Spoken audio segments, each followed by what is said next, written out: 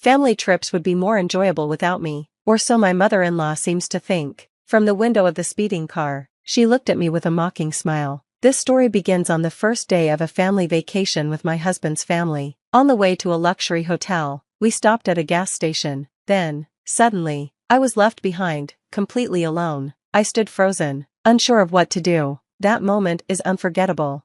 My name is Susan, and I'm 30 years old. I focus on housework and don't have a job outside the home. My husband, Thomas, works as a management consultant and is often away. Since I spend a lot of time alone, and Thomas has been paying all of my mother-in-law's living expenses since my father-in-law passed away, we decided to live with her. She was thrilled that her only son was moving back in, but she wasn't happy about me, his wife, coming too.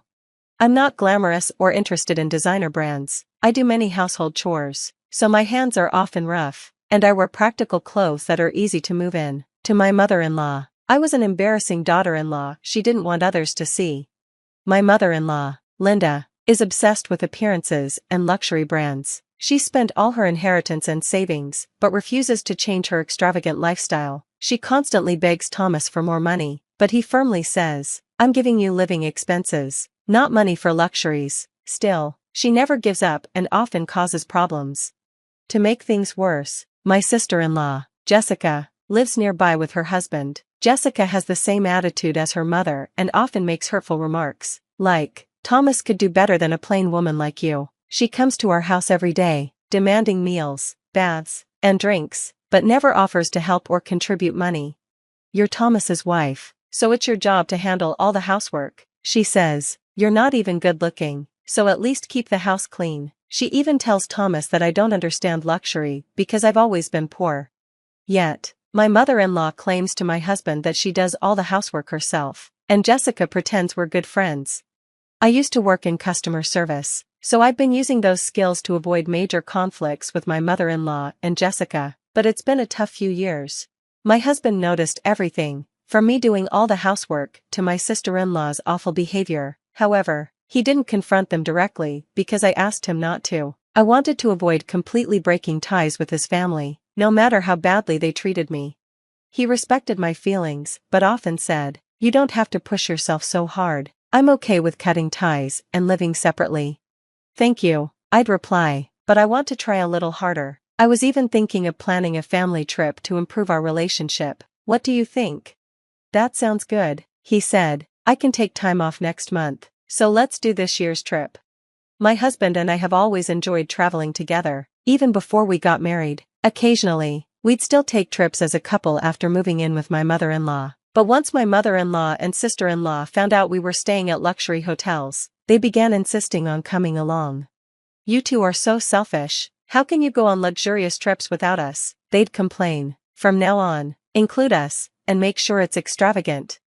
Because they wouldn't stop pestering us, I eventually told my husband we'd plan a trip for everyone. We booked a luxury hotel for the entire family, including my sister-in-law's husband. My mother-in-law and sister-in-law were thrilled about the idea.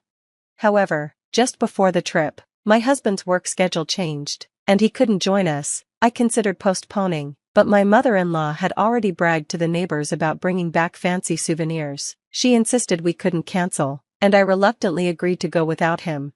On the day of the trip, I packed all their luggage into the car's trunk. Since there was no space left, I had to keep my own travel bag inside the car. During the drive, my mother-in-law and sister-in-law sat in the back seat, making snide comments the entire time. I was already feeling fed up.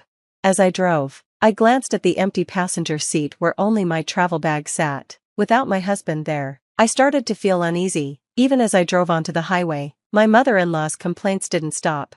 "You're driving so slowly. Are you this careless because Thomas isn't here?" she snapped. "There was an accident today, so I'm being careful," I explained. "You're just good at making excuses," she retorted. "You probably deceived Thomas the same way." "I didn't deceive anyone," I replied, holding back frustration. "If only slow Susan weren't here, this trip would be more fun, right, Mom?" my sister-in-law added. "Yes, indeed," my mother-in-law agreed. Eventually, as we approached a gas station, my sister-in-law suggested, "Why not let Thomas drive the rest of the way? You must be tired, Susan."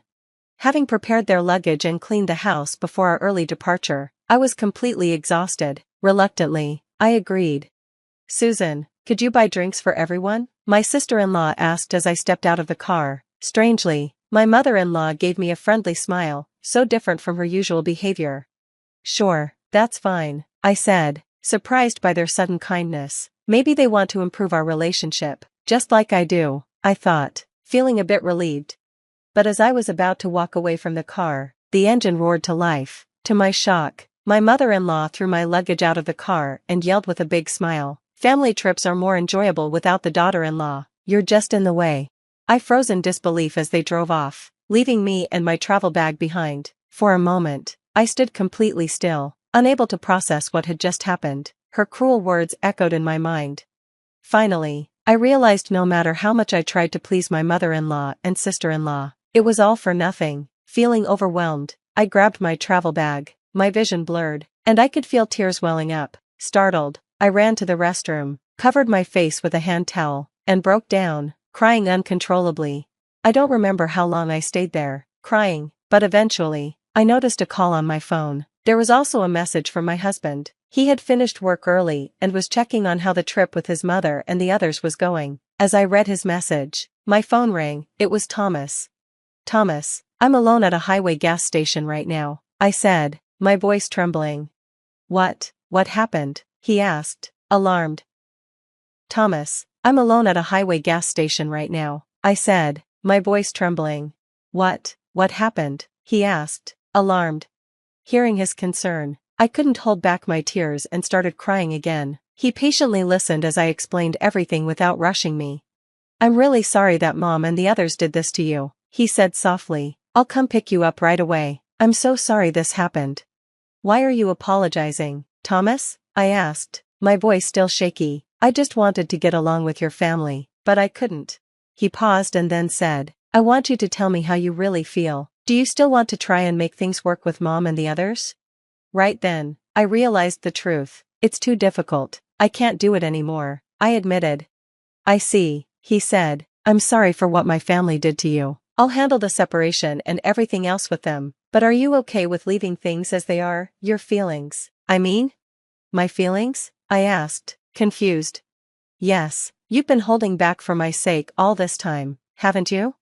Thinking back, I realized he was right. I had been suppressing my anger and frustration toward his unreasonable mother and insensitive sister. Finally, I admitted, "Yes, I have, but I can't stand them anymore. I hate being around them." Saying that out loud felt unexpectedly liberating. I had been carrying that weight for so long. Thomas responded firmly, "You can do whatever you want from now on, Susan. I'll take care of everything else. No matter what happens, I won't let them hurt you again."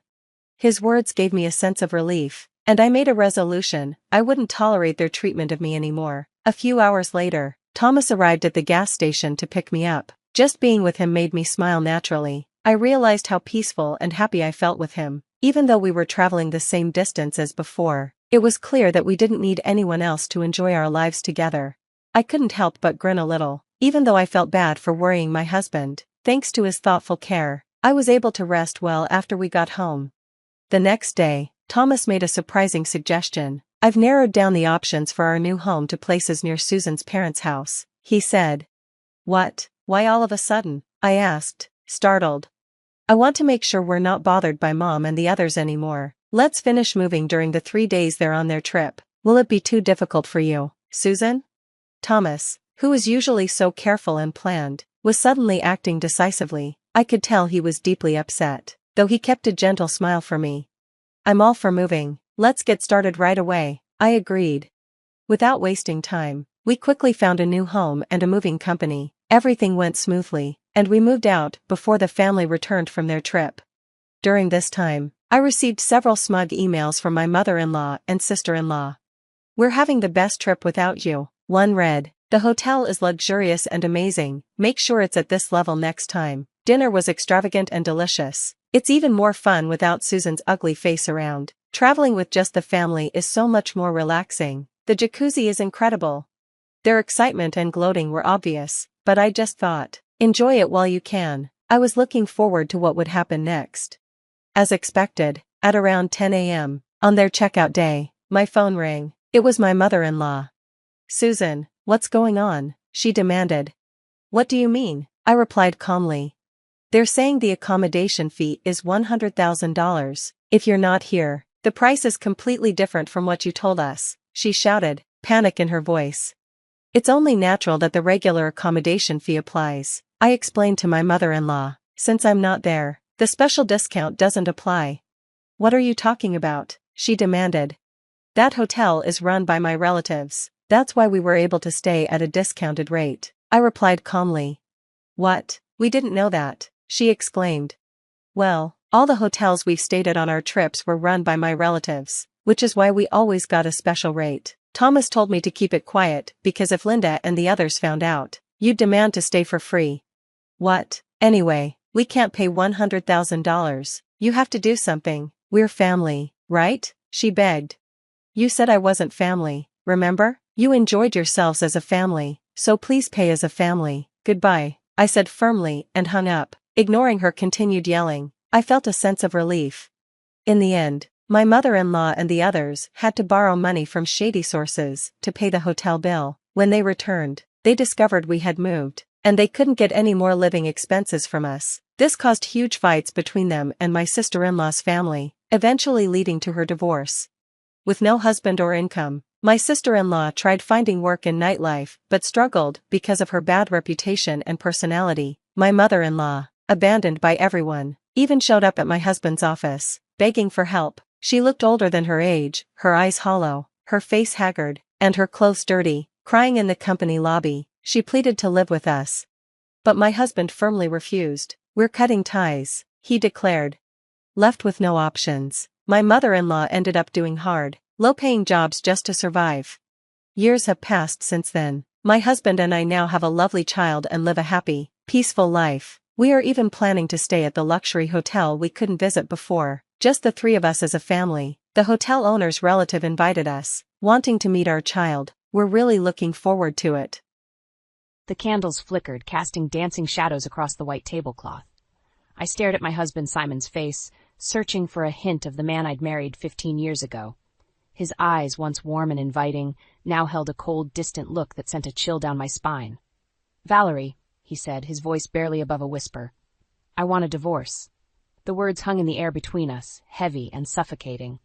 I gripped my wineglass tightly, willing my hand not to shake. What? I managed to choke out.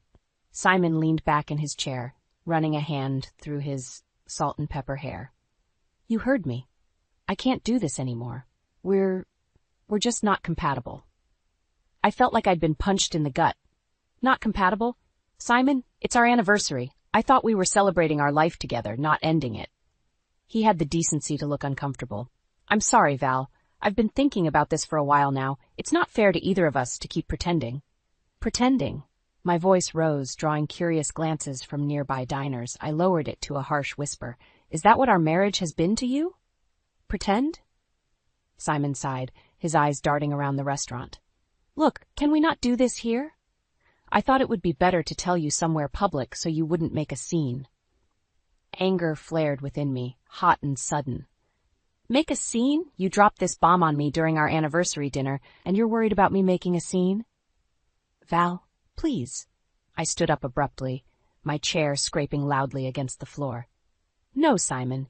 You don't get to Val, please me. Not now. As I stormed out of the restaurant, I could feel Simon's eyes on my back, along with the stares of the other patrons. The cool night air hit me like a slap, and I gulped it down, trying to clear my head. My phone buzzed in my purse. I pulled it out to see a text from my sister, Linda. How's the big anniversary dinner going? Simon better be treating you right. I let out a bitter laugh. If Linda only knew. She'd probably swoop in with her designer handbag and credit cards ready to take me on a shopping spree to fix everything. That was Linda's solution to every problem, throw money at it until it went away. I was about to reply when Simon came rushing out of the restaurant. Valerie, wait. I spun around to face him. Wait for what, Simon? For you to explain how our entire marriage has been a lie? He reached out to touch my arm, but I jerked away. It hasn't all been a lie, he said softly. We've had good times. It's just, I want more. More? I repeated, incredulous. More than a loving wife? More than a comfortable home? What exactly is it that you want, Simon? He hesitated, his eyes darting away from mine. In that moment, I saw something in his expression that made my blood run cold.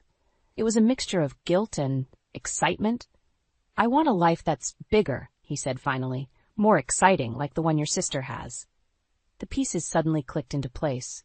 Linda's constant calls and texts to Simon, the way she'd been hanging around our house more often, the secretive smiles they shared when they thought I wasn't looking. "Oh my God," I breathed. "It's Linda, isn't it? You're leaving me for my sister." Simon's silence was all the confirmation I needed. I stumbled backward, feeling like the ground was shifting beneath my feet. "Valerie, Don't," I cut him off, holding up a hand. "Just don't." I turned and walked away, my heels clicking on the pavement. Behind me, I could hear Simon calling my name, but I didn't look back. My mind was reeling, trying to process the betrayal not just from my husband, but from my own sister. As I reached the corner, I paused and took a deep breath. The life I thought I knew had just crumbled around me. But standing there, alone in the night, I felt a strange sense of calm settle over me. This wasn't the end. It was the beginning of something new. Something that would be entirely mine. I woke up the next morning with a pounding headache and a hollow feeling in my chest. For a blissful moment, I forgot about last night's disaster. Then reality came crashing back and I groaned, burying my face in the pillow. The doorbell rang, startling me. I stumbled out of bed, threw on a robe, and made my way downstairs. When I opened the door, I found Linda standing there, looking perfect as always in her designer outfit and immaculate makeup. "Oh, sweetie," she cooed, pushing past me into the house. "I heard about what happened. Are you okay?" I stared at her, dumbfounded. "You heard? From who? Simon?" Linda waved her hand dismissively. "Oh, you know how gossip travels. Now let's get you cleaned up. We're going shopping." "Shopping?" I repeated, my voice flat. "Linda, my marriage just imploded. I don't want to go shopping." She tsked, examining my face critically. "That's exactly why you need to go shopping, Val. Nothing cures a broken heart like a new wardrobe." I was about to argue when my phone buzzed. It was a text from Simon. "We need to talk. Can I come over?" Linda peered over my shoulder. "Is that Simon? Tell him to come. I'll mediate." "Mediate?" I sputtered. "Linda, this isn't—" But she was already typing a response. Before I could stop her, she hit send. "There," she said, handing me back my phone. "He'll be here in an hour. Now, let's get you presentable." An hour later, I was sitting in my living room feeling like a puppet in Linda's hands. She'd insisted on doing my hair and makeup, and I was wearing one of her designer dresses that she'd forgotten in her car. When Simon walked in, his eyes widened. "Val," he breathed, "you look different." I shifted uncomfortably under his gaze. "Linda's idea," I muttered. Simon nodded, his eyes darting between Linda and me. "Can we talk privately?" Linda stood up, smoothing her skirt. "Of course, I'll just be in the kitchen making some coffee." As soon as she was out of earshot, Simon leaned forward. "Val, I'm sorry about last night. I shouldn't have sprung that on you like that." I laughed bitterly. "You think? Simon, you asked for a divorce on our anniversary, in public." He had the grace to look ashamed. "I know, it was wrong. But Val, you have to understand. Our life, it's so small. Don't you want more?" "More what?" I asked, my voice rising. "More debt? More stress? More keeping up with the Joneses?" Simon's face hardened. "More excitement, more passion, more life. Look at Linda. She's always traveling, always experiencing new things. Don't you want that?" I felt like I'd been slapped. "So that's it? You want to trade me in for a newer model? One that's more like my sister? Isn't it?" I stood up, anger coursing through me. "Well, let me tell you something, Simon. Linda's life isn't all glamour and excitement. It's smoke and mirrors. She's drowning in debt, always chasing the next big thrill. Is that really what you want?" Simon's eyes widened. "What are you talking about? Linda's successful. She's a fraud," I hissed. "And if you're so desperate to be like her, then go ahead. Divorce me, marry her, see how long it takes before reality comes crashing down." Just then, Linda waltzed back in, carrying a tray of coffee. "Everything okay in here?" she asked, her voice syrupy sweet. I turned to her, my eyes blazing.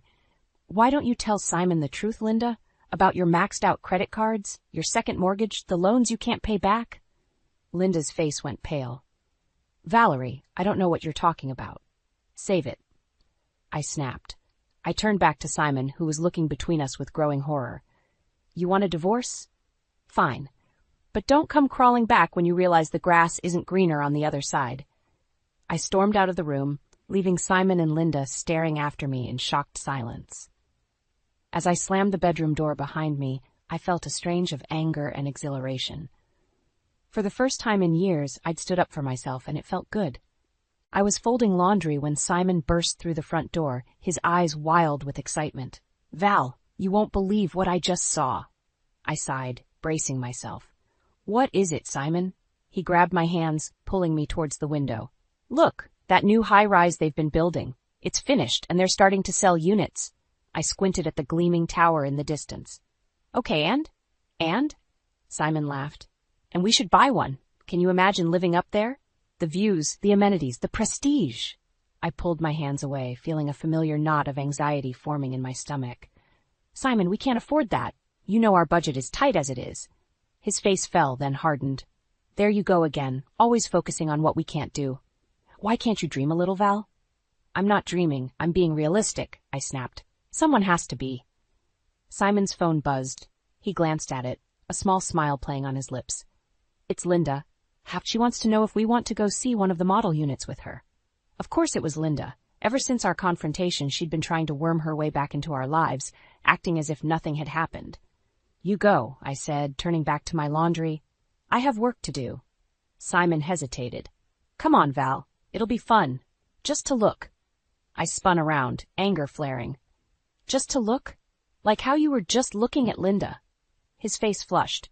"That's not fair. I told you nothing happened between us." "Yet," I muttered. Simon's jaw clenched. "You know what? I'm going, with or without you." As he stormed out, I felt a mix of relief and dread. Part of me wanted to run after him, to try and make him see reason. But another part, a growing part, was tired of always being the responsible one, the killjoy. Hours later, Simon returned, practically floating on air. "Val, you should have seen it.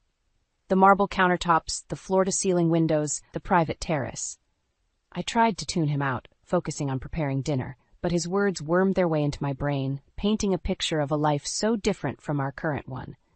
"And Linda says she knows the developer. She thinks she can get us a great deal." I froze, the knife I was using to chop vegetables clattering to the counter. "What?" Simon had the decency to look sheepish. "Well, I may have put down a deposit, just to hold our place in line, you understand." "You did what?" I could hear my voice rising, but I couldn't stop it. "Without talking to me first?" "I tried to talk to you," Simon shot back, "but you wouldn't even come look." "Because we can't afford it," I yelled. "How much was this deposit?" Simon mumbled something under his breath. "What was that?" He sighed. $20,000. The room spun. I gripped the counter to steady myself. 20, Simon, that's our entire savings." "It's an investment in our future," he insisted. "Linda says—" "I don't care what Linda says," I exploded. "She's not the one who has to live with the consequences." Simon's face darkened. "No, but at least she believes in me. In us, unlike you." The words hit me like a physical blow. I stumbled back, tears pricking my eyes. "If you think throwing away our security on some pipe dream means I don't believe in us, then maybe you don't know me at all." For a moment, we stood there, the weight of unspoken words hanging between us. Then Simon grabbed his keys. "Where are you going?" I asked, my voice small. "Out," he snapped. "I need some air." As the door slammed behind him, I sank to the floor, my mind reeling. How had we gotten here? And more importantly, where were we headed? I glanced out the window at the looming high-rise, its lights twinkling like false promises in the gathering dusk. Somehow, I knew that building would be the making or breaking of us. And right now, it felt a lot more like breaking. The weeks following Simon's impulsive deposit on the high-rise apartment were a blur of arguments and icy silences. I threw myself into work, staying late at the office to avoid coming home to another confrontation. But I couldn't escape forever. One evening, I walked in to find Simon and Linda huddled over a stack of glossy brochures at our kitchen table. They jumped apart when they saw me, guilt written all over their faces. "What's going on?" I asked, my voice tight. Simon cleared his throat. "Val, we need to talk about our future." I dropped my bag, bracing myself. "Our future?"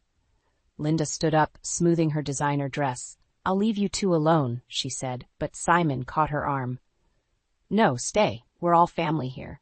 He turned to me, his eyes gleaming with an intensity that made me uneasy. Val, I've been thinking, we need to make some changes if we're going to afford this new lifestyle. I felt a chill run down my spine. What kind of changes? He pushed a paper across the table. I picked it up, my hands shaking. It was a loan application. You want to take out a second mortgage? I gasped. Simon, are you out of your mind? It's the only way we can afford the down payment, he insisted. Linda's helped me run the numbers. If we tighten our belts a little. A little? I interrupted, scanning the document. This would triple our monthly payments. Linda leaned forward, her voice soothing. Valerie, dear, sometimes you have to spend money to make money. This apartment is an investment in your future. I rounded on her. Our future, Linda. Not yours. Why are you even involved in this? Simon stood up abruptly. Because she understands what it takes to get ahead in life. Unlike you. The words hit me like a slap. I stumbled back, tears pricking my eyes. Is that what you think? That I'm holding you back? Val, that's not what I meant. But I was already moving, grabbing my bag and heading for the door. I needed air, space to think. I walked for hours, my mind racing. When had our simple, comfortable life become not enough for Simon? And how had I not seen it coming? My phone buzzed incessantly, messages from Simon, from Linda. I ignored them all. As night fell, I found myself standing in front of the gleaming high-rise that had caused all this trouble. I stared up at its glittering windows, each one representing a life so different from my own. A text from Simon broke through my reverie. If you're not on board with this, maybe we need to rethink our whole relationship. The words blurred as tears filled my eyes. This wasn't just about an apartment anymore. This was about the very foundation of our marriage. I took a deep breath, squaring my shoulders. It was time to make a decision. I could give in, sign the loan papers, and watch as we spiraled into debt chasing Simon's dreams of grandeur. Or I could stand my ground, risking my marriage but preserving my self-respect and financial stability. As I turned to head home, I caught my reflection in the high-rise's gleaming doors. The woman staring back at me looked tired, but there was a strength in her eyes that I hadn't seen in years. I knew what I had to do. It wouldn't be easy, but nothing worth fighting for ever is. With trembling fingers, I typed out a response to Simon. We need to talk. I'm coming home now, and I'm bringing divorce papers. I hit send before I could second-guess myself. As I walked away from the high-rise, I felt a weight lift from my shoulders. Whatever happened next, I knew I was finally choosing myself. The road ahead was uncertain, but for the first time in months, I felt a glimmer of hope. It was time to reclaim my life, even if it meant leaving behind the man I thought I'd spend forever with. I paced the living room, my nerves frayed to breaking point. It was well past midnight, and Simon still wasn't home. My phone lay silent on the coffee table, mocking me with its lack of messages or calls. Just as I was about to call him for the 100th time, I heard the unmistakable sound of Simon's car pulling into the driveway.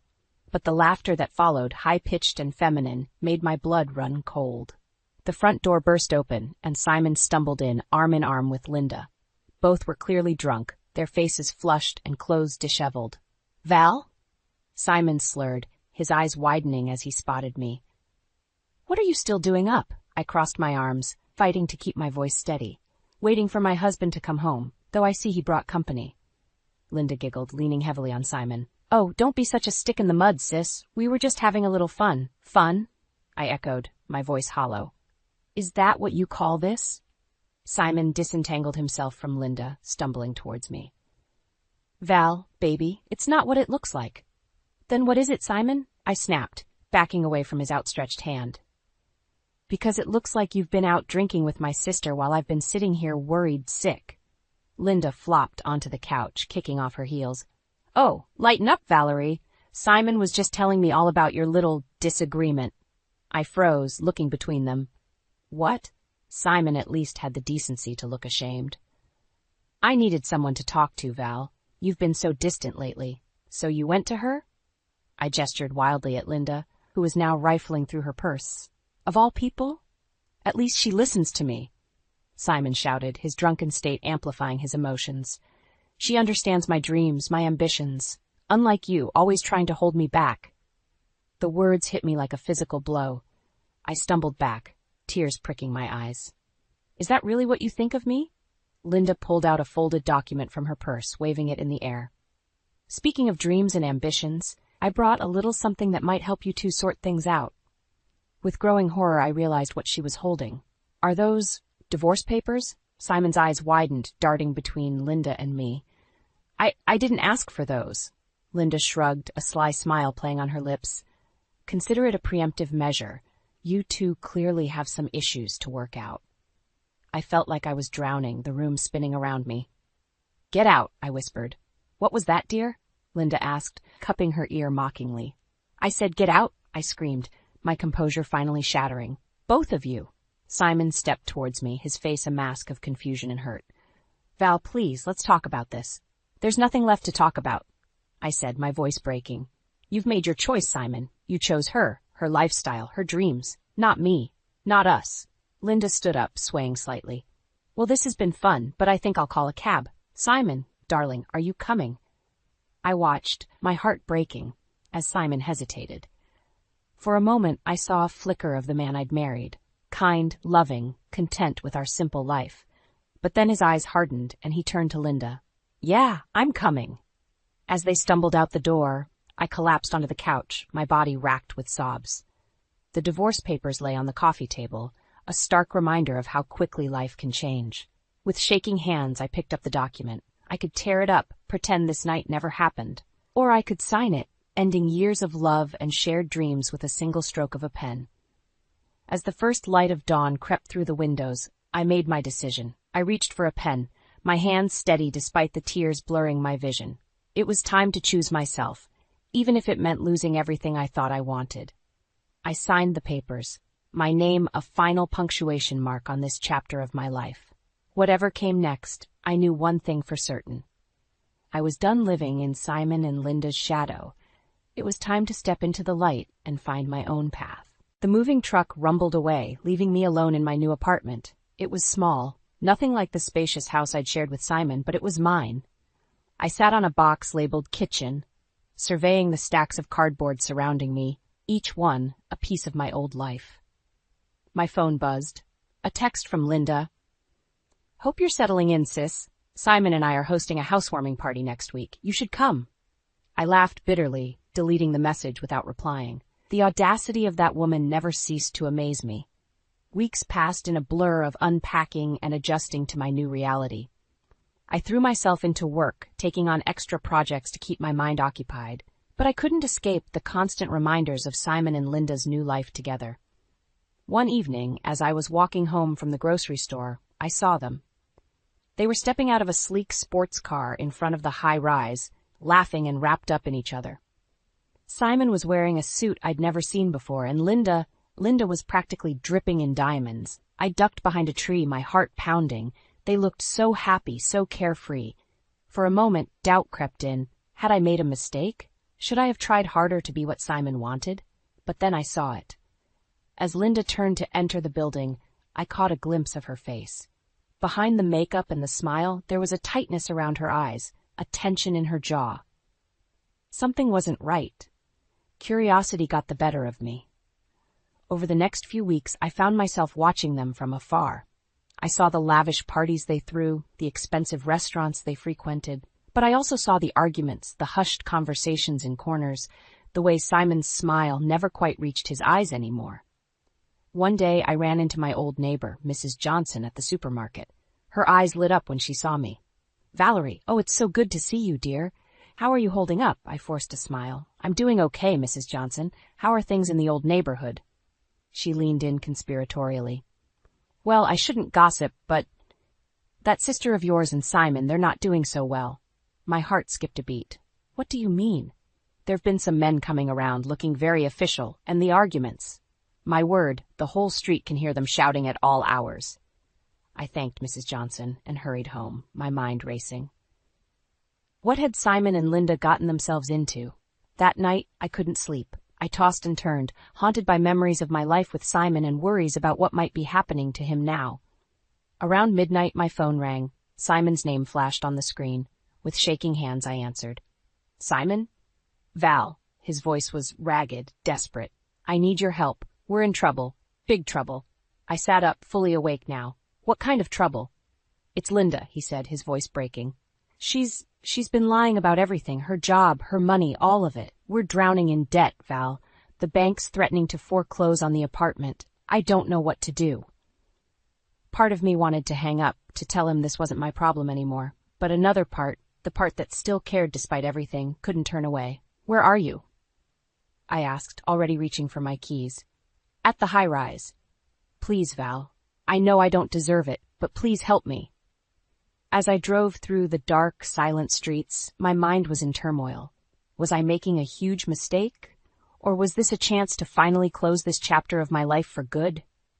I pulled up in front of the gleaming tower, its lights now seeming more ominous than impressive. Taking a deep breath, I stepped out of the car and walked towards the entrance, not knowing what awaited me inside, but knowing that whatever happened next would change everything. The elevator ride to the penthouse felt endless. When the doors finally opened, I stepped into a scene of chaos. The once immaculate apartment was strewn with papers, empty bottles, and discarded shopping bags. Simon sat hunched on the sofa, his head in his hands. Val, he croaked, looking up. You came. I took in his disheveled appearance, the dark circles under his eyes. What's going on, Simon? He gestured helplessly at the mess around him. It's all falling apart. Linda. She's been lying about everything. Her job, her money, all of it. A bitter laugh escaped me. I tried to tell you. I know, he interrupted, his voice breaking. I should have listened. God, I've been such a fool. Just then the front door burst open. Linda stumbled in, her designer dress askew, reeking of alcohol. Her eyes widened when she saw me. Well, she slurred. Look who's come crawling back. I stood my ground. I'm here because Simon called me. What have you done, Linda? She waved her hand dismissively, nearly losing her balance. Nothing that concerns you, little sister. This is between me and my husband. Ex-husband, I corrected sharply. Simon stood up, his face a mask of anguish. Linda, please, we need to tell her the truth. Linda's facade cracked, fear flashing in her eyes. Simon, don't. But he was already pulling out a stack of papers from a drawer. Val, we're in trouble. Serious trouble. She's been embezzling from her company for years, using the money to fund this lifestyle. I felt the blood drain from my face. What? Linda lunged for the papers, but Simon held them out of reach. It's over, Linda. I can't keep living this lie. She rounded on me, her eyes wild. This is your fault. You've poisoned him against me. I didn't do anything, I said, backing away. You did this to yourself. Linda grabbed a nearby vase, hurling it at the wall. It shattered, the sound echoing through the apartment. Get out, she screamed. Both of you? Get out! Simon grabbed my arm, pulling me towards the door. We need to go. Now. As we rushed to the elevator, I could hear Linda's sobs and the sound of more things breaking. My heart was pounding, my mind reeling from the revelations. In the lobby, Simon turned to me, his eyes pleading. Val, I'm so sorry for everything. I was blind, stupid. Can you ever forgive me? I looked at him, this man I had loved for so long. Part of me wanted to comfort him, to say it was all okay, but I knew it wasn't. It could never be okay again. Simon, I said softly, I can't do this. Your problems with Linda, the embezzlement, it's not my responsibility anymore. His face crumpled. But Val, I love you. I realize that now. We can start over, make things right. I held up a hand, stopping him. No, Simon, we can't. Too much has happened. I've changed. I'm not the same woman who would have dropped everything to fix your mistakes. What are you saying? He whispered. I took a deep breath, feeling a strange sense of calm wash over me. I'm saying goodbye, Simon, for good this time. As I walked out of the building, I could hear Simon calling my name, but I didn't look back. The cool night air hit my face, and for the first time in months, I felt like I could breathe. My phone buzzed, a message from my boss about a potential promotion. I smiled, realizing that while one chapter of my life was ending, another was just beginning. I hailed a cab, giving the driver my address. As we pulled away from the high-rise, I watched it shrink in the rearview mirror. The glittering facade now seemed hollow, a perfect metaphor for the life I'd left behind. I was done living in Simon and Linda's shadow. It was time to step into the light and find my own path. Whatever came next, I knew one thing for certain.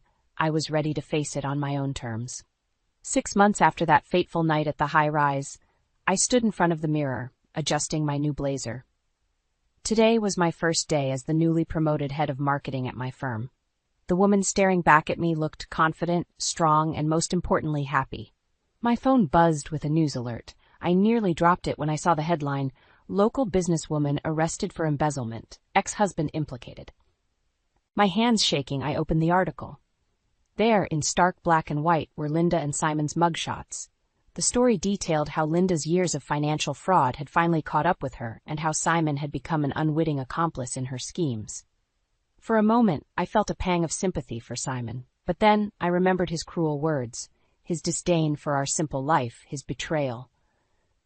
The sympathy faded, replaced by a sense of vindication. As I drove to work, my mind wandered to the last few months. After walking away from Simon that night, I'd thrown myself into my career and personal growth. I'd taken up yoga, joined a book club, even started painting again.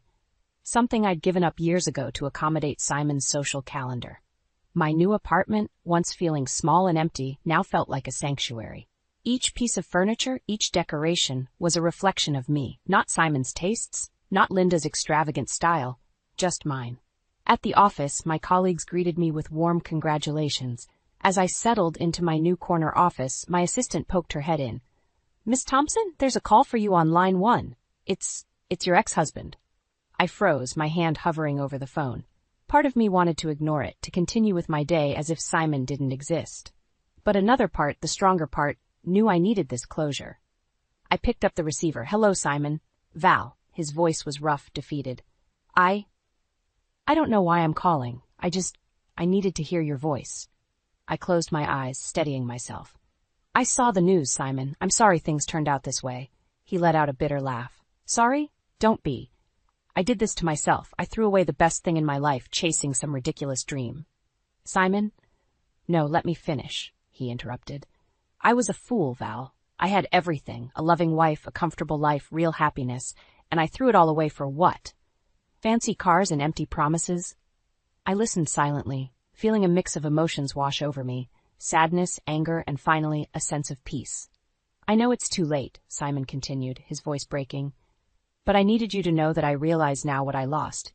You were always the best part of me, Val. I'm sorry I didn't see it sooner." I took a deep breath. "Thank you for saying that, Simon. I hope you find peace, I really do. But you're right, it is too late. I've moved on, and I'm happier now than I've been in years."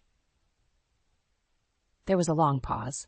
"I'm glad," he finally said, his voice barely a whisper. "You deserve all the happiness in the world, Val. Goodbye." As I hung up the phone, I felt a weight lift off my shoulders. The last threads tying me to my old life had finally been cut. I walked to the window of my new office, looking out over the city. The high rise where Simon and Linda had lived their ill-fated dream was visible in the distance. But it no longer held any power over me. My assistant knocked on the door. "Miss Thompson, the team is ready for your first meeting." I smiled, turning away from the window. "Thank you, Sarah. I'll be right there." As I gathered my notes and headed to the conference room, I felt a surge of excitement for the future. The path ahead was entirely my own, full of possibilities I had yet to discover. Simon's departure hadn't been the end of my story. It had been the beginning. And as I stepped into the meeting room, ready to lead my team into a new project, I knew that the best chapters of my life were still to come. The smell of lavender and lemon hit me like a slap in the face as I stepped through my front door. Our house never smelled like that. Mike hated artificial scents, claiming they gave him migraines. Something was off. "Mike?" I called out, setting down my briefcase and kicking off my heels. "You home? In here, Beth." His voice drifted from the living room, sounding oddly strained. I rounded the corner and froze. There, perched on my favorite armchair, like a queen on her throne, sat Irene, my mother-in-law. Mike hovered nearby, looking like a schoolboy caught with his hand in the cookie jar. "Surprise!" Irene trilled, her smile not quite reaching her eyes. "Mikey here has been kind enough to invite me to stay for a while." I blinked, certain I'd misheard. "Stay? For how long?" Mike cleared his throat. "Well, honey, that's the thing. Mom's going to be living with us, indefinitely." The room spun. I gripped the doorframe to steady myself. "Indefinitely? Mike, can I speak with you in private for a moment?" He nodded, following me into the kitchen. As soon as we were out of earshot, I whirled on him. "What the hell is going on? We never discussed this. Mike ran a hand through his hair, avoiding my gaze. I know, it's just Greg kicked her out. She had nowhere else to go. Greg kicked her out? I repeated, incredulous. Greg, Mike's older brother, had always been the good son in Irene's eyes. Why? Mike shrugged helplessly. He wouldn't say, just that he and Rachel couldn't handle her anymore. A chill ran down my spine. If even perfect Greg and his saint of a wife couldn't tolerate Irene, what chance did we have? Mike, this is our home, I hissed. You can't just move someone in without talking to me first. She's my mother, Beth, he shot back, a hint of steel entering his voice. What was I supposed to do, leave her on the street? Before I could respond, Irene's voice floated in from the living room. Everything all right in there, dears? I was thinking of whipping up a nice pot roast for dinner. Beth, you don't mind if I use your kitchen, do you? I gritted my teeth. Not at all, Irene. Make yourself at home. The words tasted like ashes in my mouth. Mike squeezed my arm. It'll be fine, honey, you'll see. But as I watched him scurry back to his mother's side, a knot of dread formed in my stomach. This was far from fine. That night, as I lay awake listening to Irene's snores from the guest room, I couldn't shake the feeling that my life had just been turned upside down. What had really happened at Greg's house? And how long before whatever drove them to kick Irene out started happening here? I rolled over, studying Mike's sleeping face in the moonlight. He looked so peaceful, so oblivious to the storm brewing. I loved him, but in that moment I realized just how much of a mama's boy he truly was. My phone buzzed on the nightstand. A text from Rachel, Greg's wife. Heard the news. So sorry. Call me if you need to talk. I stared at the message, a plan already forming in my mind. Tomorrow I'd get the real story from Rachel. And then I'd figure out how to reclaim my home and my husband from Hurricane Irene. As I drifted off to an uneasy sleep, one thought echoed in my mind. This means war. I woke up early, determined to confront Mike before he left for work. The smell of bacon wafted through the house, and I gritted my teeth. Irene was already making herself at home in my kitchen. Mike, I said, cornering him in our bedroom, we need to talk about this situation with your mother. He sighed, adjusting his tie. Beth, please, not now. I'm already running late. When then? I demanded. Because you certainly didn't think it was necessary to talk about it before moving her in. Mike's face hardened. What was I supposed to do? She's my mother, Beth. She needed help. And I'm your wife, I shot back. Don't I get a say in who lives in our home? Before Mike could respond, Irene's voice called out, Breakfast is ready, dears. Mike, you'd better hurry if you want to eat before work. Mike gave me an apologetic look and hurried out. I followed, seething. In the kitchen, Irene beamed at us. Good morning. I hope you don't mind, Beth, but I rearranged a few things. This layout is much more efficient. I stared at my kitchen, now unrecognizable. Irene, you can't just... Mom, this looks great, Mike interrupted, shoveling eggs into his mouth. But I've got to run. Thanks for breakfast. He kissed Irene's cheek, then mine, and was gone before I could protest further. Left alone with Irene, I took a deep breath. Irene, we need to establish some boundaries. This is still my home, and... Oh, nonsense, she waved me off. We're family now. Mi casa es su casa, right? Now tell me about your day. Any big plans? I bit back a retort. Actually, I'm meeting Rachel for lunch. Irene's smile faltered for a moment. Greg's wife, how nice. You two are close, then? We get along well, I said carefully, watching her reaction. Irene's eyes narrowed slightly. Well, just be careful what you believe. Rachel has quite the imagination, you know. The warning was clear. I nodded noncommittally and excused myself, my mind racing. At lunch, Rachel looked nervous. Beth, I'm so sorry about all this. We tried to warn Mike, but... What happened, Rachel? I pressed. Why did Greg kick her out? Rachel glanced around, then leaned in. It started small, rearranging things, criticizing my cooking, but then she started going through our things, reading our mail. She even tried to access our bank accounts. I felt sick. Did you confront her? Rachel nodded. Greg did. She denied everything, said we were paranoid. When we insisted she leave, she threw a fit, broke some of our things, threatened to call the police. It was awful. And Mike doesn't know any of this? We tried to tell him, Rachel sighed, but you know how he is with her. He refused to believe it. I clenched my fists under the table. I can't let this happen to us, Rachel. I won't. Back home, I found Irene in our bedroom, tidying up. My jewelry box was open on the dresser. "What are you doing?" I demanded. Irene jumped, looking guilty. "Oh, I was just admiring your lovely things. You know, Mike mentioned you might be willing to part with some of these. After all, a married woman doesn't need so much flashy jewelry, does she?" Something in me snapped. "Get out," I said, my voice low and dangerous. "Get out of my room. Get out of my house. Now." Irene's face darkened. "Now, Beth, don't be dramatic. This is Mike's house too, and he wants me here. You wouldn't want to come between a mother and son, would you?" As we glared at each other, I realized this was more than just a family squabble. This was war, and I was fighting for my marriage, my home, and my sanity. "Watch me," I growled, reaching for my phone to call Mike. It was time he knew the truth about his precious mother. The annual neighborhood barbecue couldn't have come at a worse time. As we stepped into the Johnsons' backyard, I plastered on a smile, acutely aware of Irene's presence behind us. "Beth, Mike," Sarah Johnson called out. "So glad you could make it. And who's this?" Before I could speak, Irene pushed forward. "I'm Irene, Mike's mother. I'm staying with the kids for a while." She emphasized kids with a patronizing smile in my direction. I bit my tongue, reminding myself to play nice. Mike squeezed my hand, mistaking my tension for nerves. If only he knew.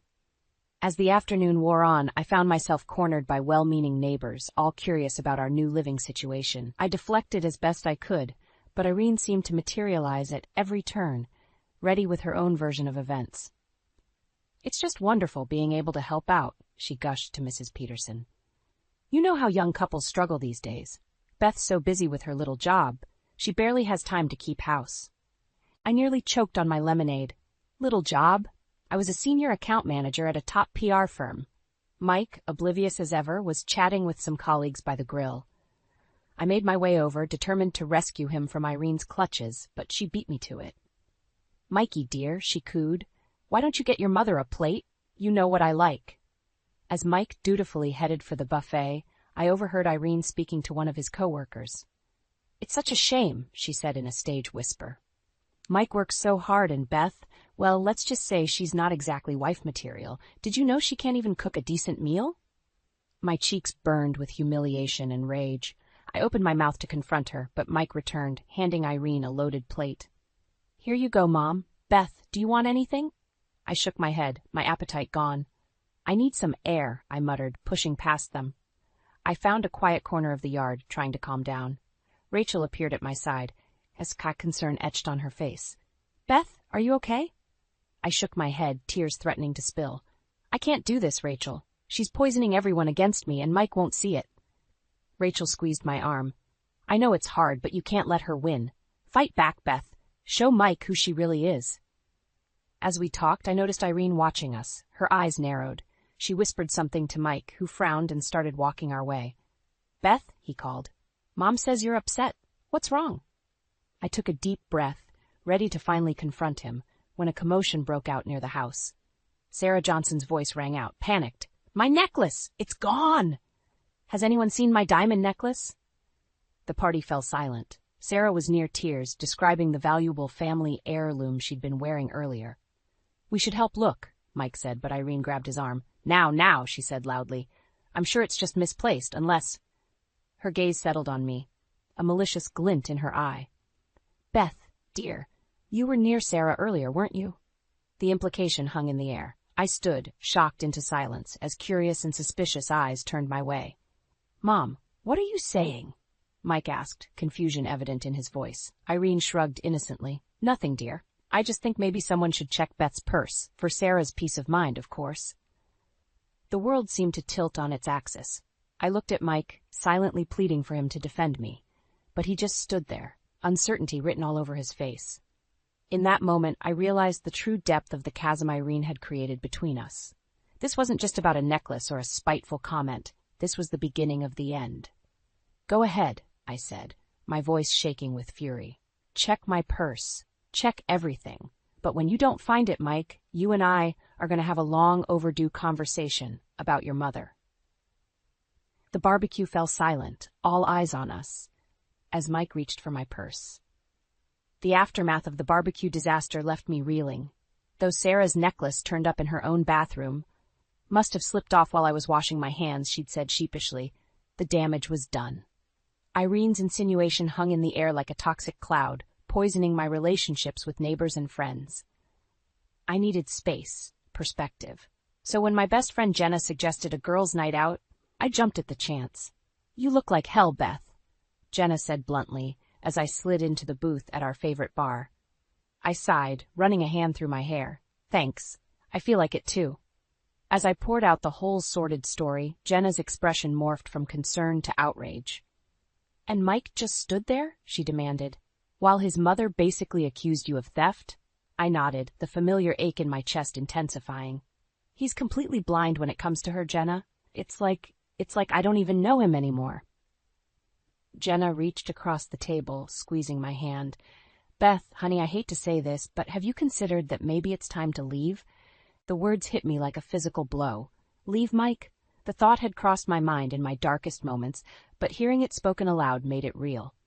I don't know, I stammered. I love him, Jenna. We've built a life together.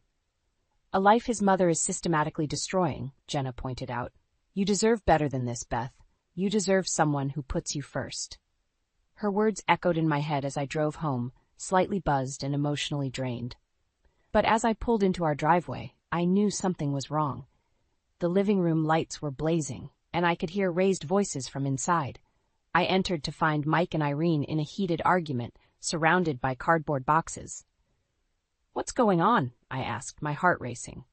Mike whirled to face me, his expression a mix of anger and hurt. Why don't you tell me, Beth? What the hell is all this? He gestured to the boxes, and with a jolt I recognized them. They contained all of Mike's childhood mementos, trophies, yearbooks, old toys, things I'd carefully packed away in our attic years ago. I don't understand, I said, genuinely confused. These were in the attic. Why are they down here? Irene stepped forward, her face a mask of righteous indignation. I found them while I was cleaning, stuffed away like so much garbage. How could you, Beth? These are Mike's precious memories. Cleaning the attic, I repeated, incredulous. You had no right to go through our things? Our things? Irene scoffed. These belong to my son, and it's a good thing I found them. She was probably planning to throw them out, weren't you, Beth? That's ridiculous, I snapped. Mike, you can't seriously believe that. But the doubt in his eyes told me he did. Or at least he wasn't sure. I think, Irene said primly, that it's clear Beth doesn't appreciate the importance of family. Perhaps it's time we discussed more permanent living arrangements. The implication was clear. She wasn't leaving. She was trying to push me out. I looked at Mike, silently pleading with him to see through his mother's manipulation. But he just stood there, conflicted and silent. In that moment, something inside me hardened. I thought of Jenna's words at the bar. I thought of all the times Mike had chosen his mother over me. I thought of the life I'd imagined for us, crumbling before my eyes. You know what? I said, my voice steady despite the turmoil inside. You're right, Irene. It is time to discuss permanent arrangements, but not the kind you're thinking of. I turned to Mike, my decision made. We need to talk, now, and this time you're going to listen.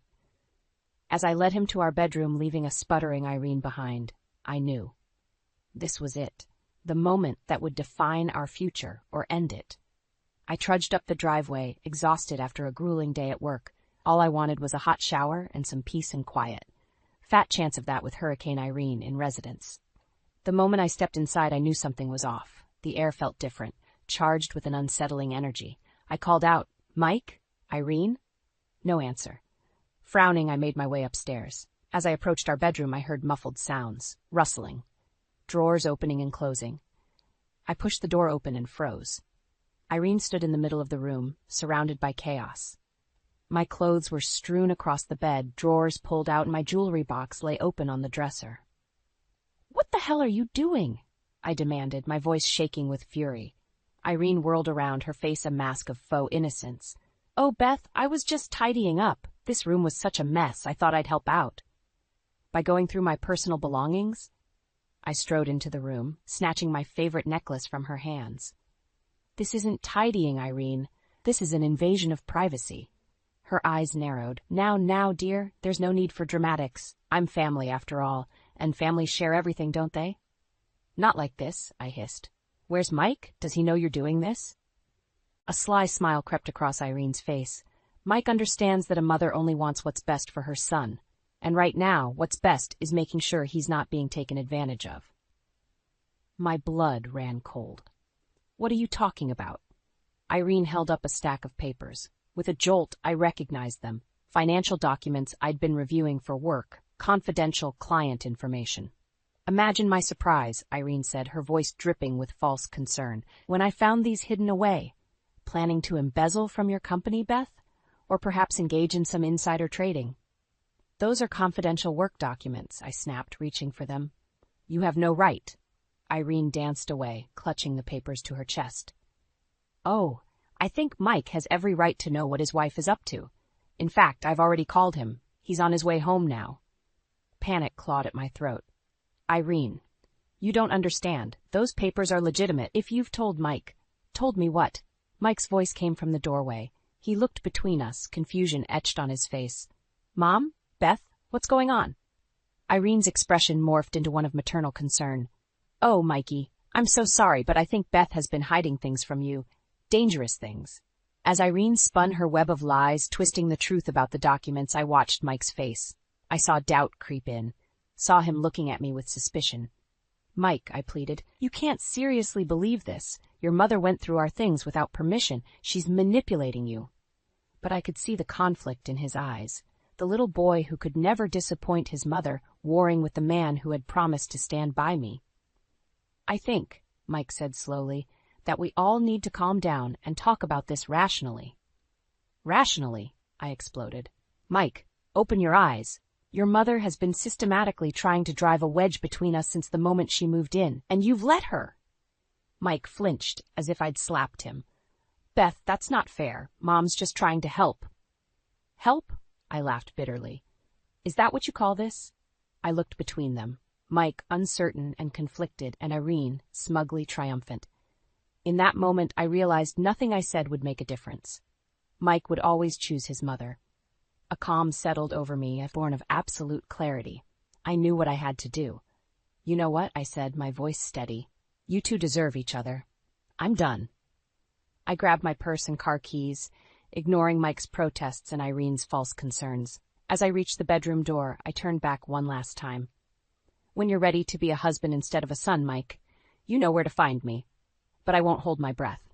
With that, I walked out, leaving behind the suffocating atmosphere of manipulation and betrayal.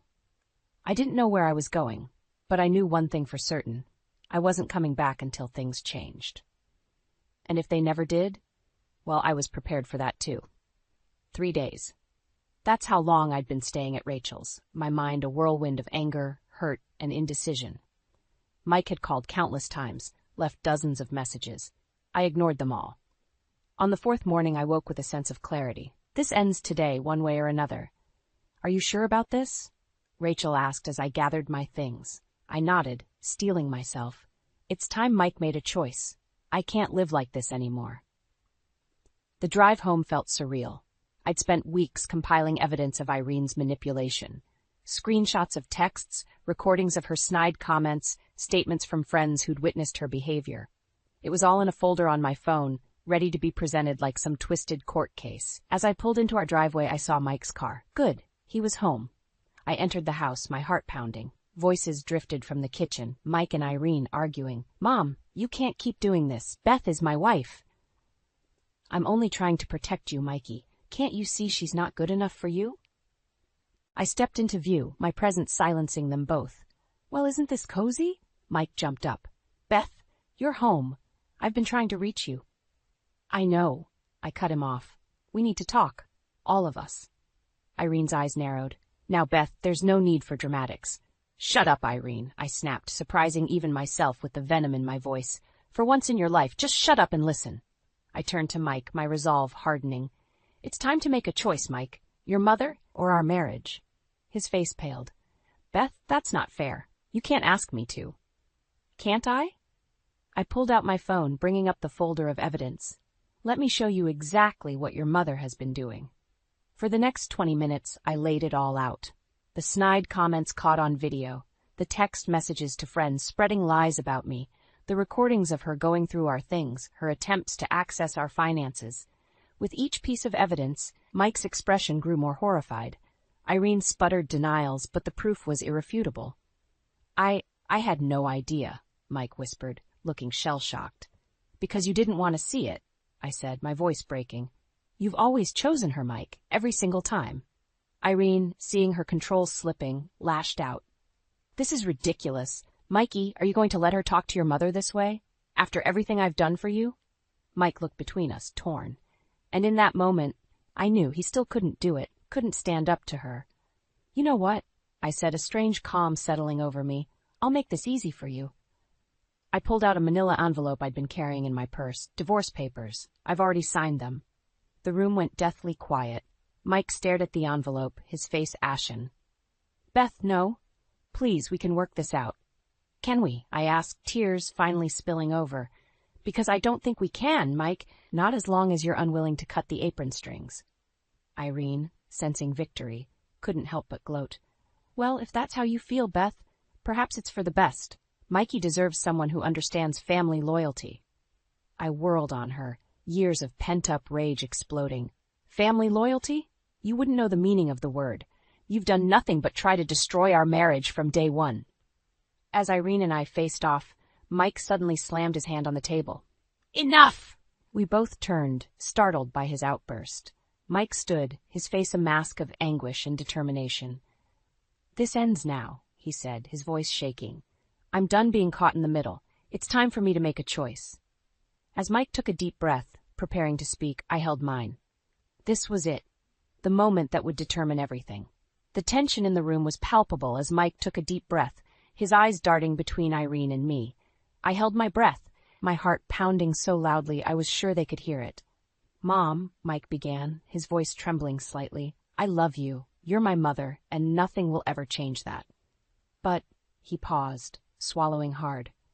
But Beth is my wife, and I can't keep letting you come between us. A flicker of hope ignited in my chest, but I tamped it down. I'd been disappointed too many times before. Irene's face contorted with rage. Michael, how dare you speak to me like that, after everything I've done for you? That's just it, Mom, Mike continued, his voice growing stronger. You've done too much. You've overstepped, time and time again, and I've let you, because I was afraid of disappointing you.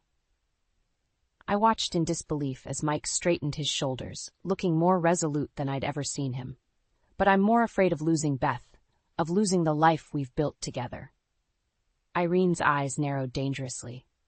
You ungrateful child, I gave up everything for you, and this is how you repay me? By being my own man? Mike shot back. By standing up for my wife? Yes, I guess it is. He turned to me, his eyes pleading. Beth, I'm so sorry. For everything. I know I've hurt you, let you down, but please give me a chance to make it right. I stood frozen, overwhelmed by conflicting emotions. Part of me wanted to throw myself into his arms, to believe that this time, things would be different.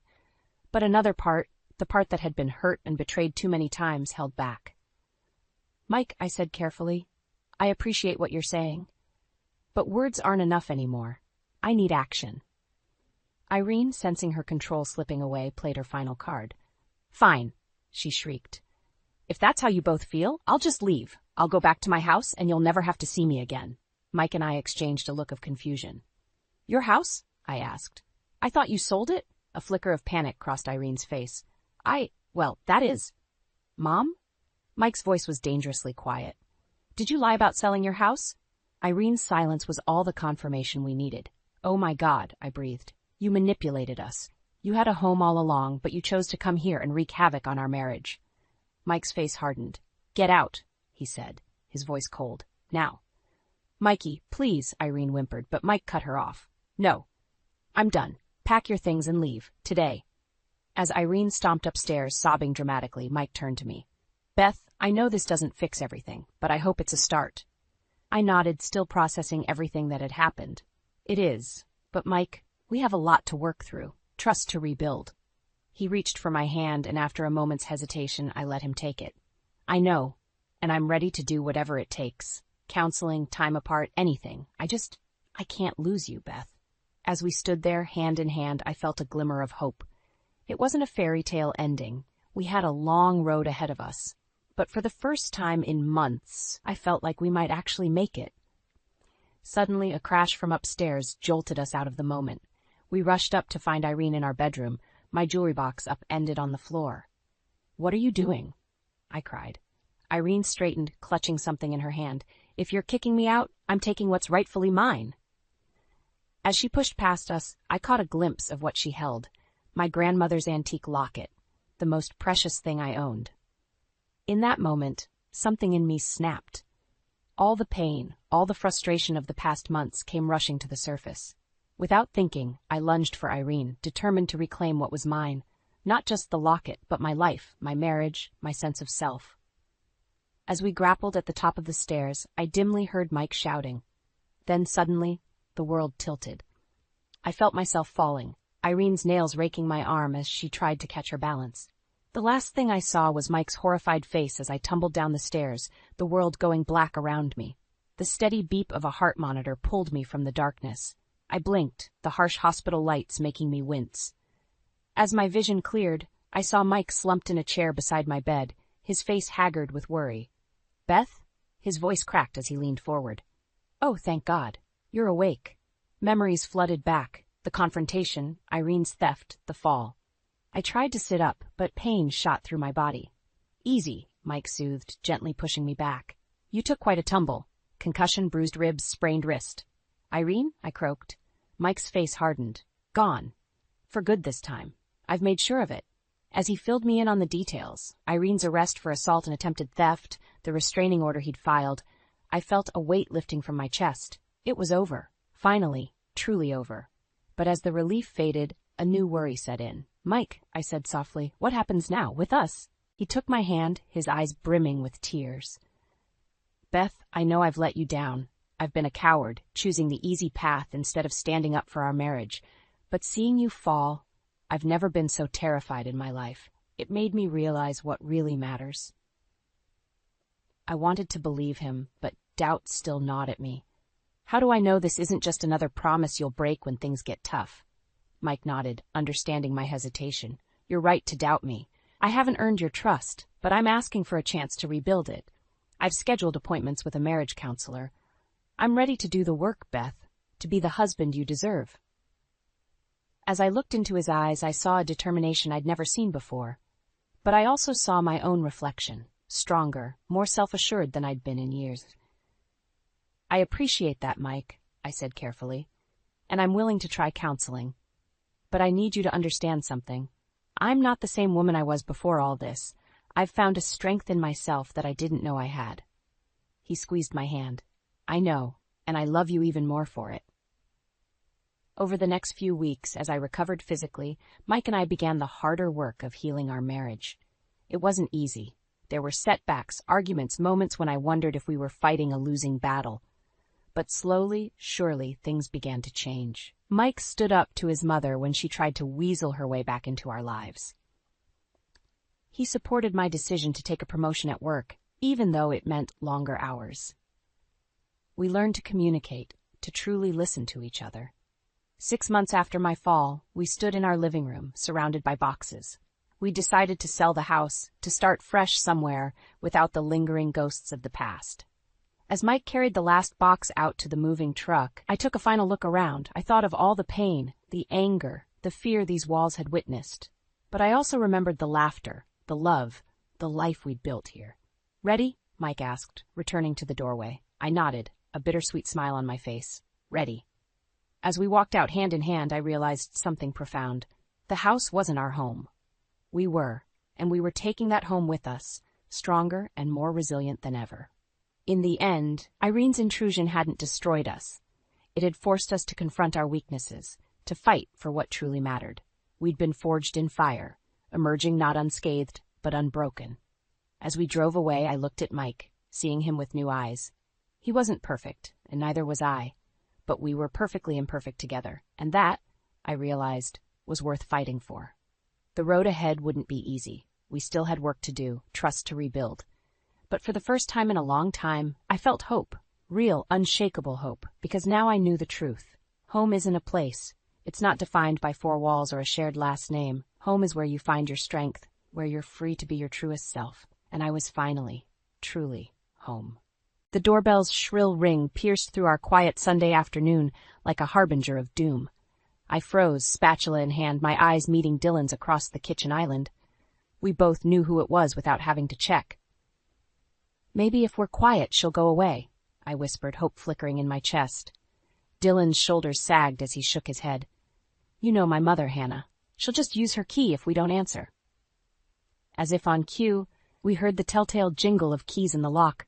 I suppressed a groan, plastering on a smile as Esther bustled into our home, uninvited as always.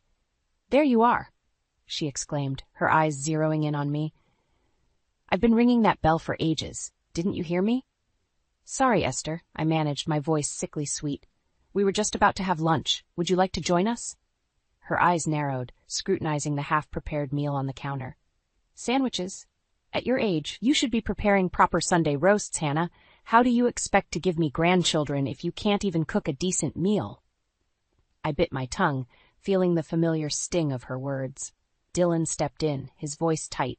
"Mom, we weren't expecting company. Hannah's sandwiches are delicious." Esther waved him off, making her way to our living room. "Never mind that now. I've come with exciting news." Dylan and I exchanged wary glances as we followed her. She perched on our sofa, looking entirely too comfortable for my liking.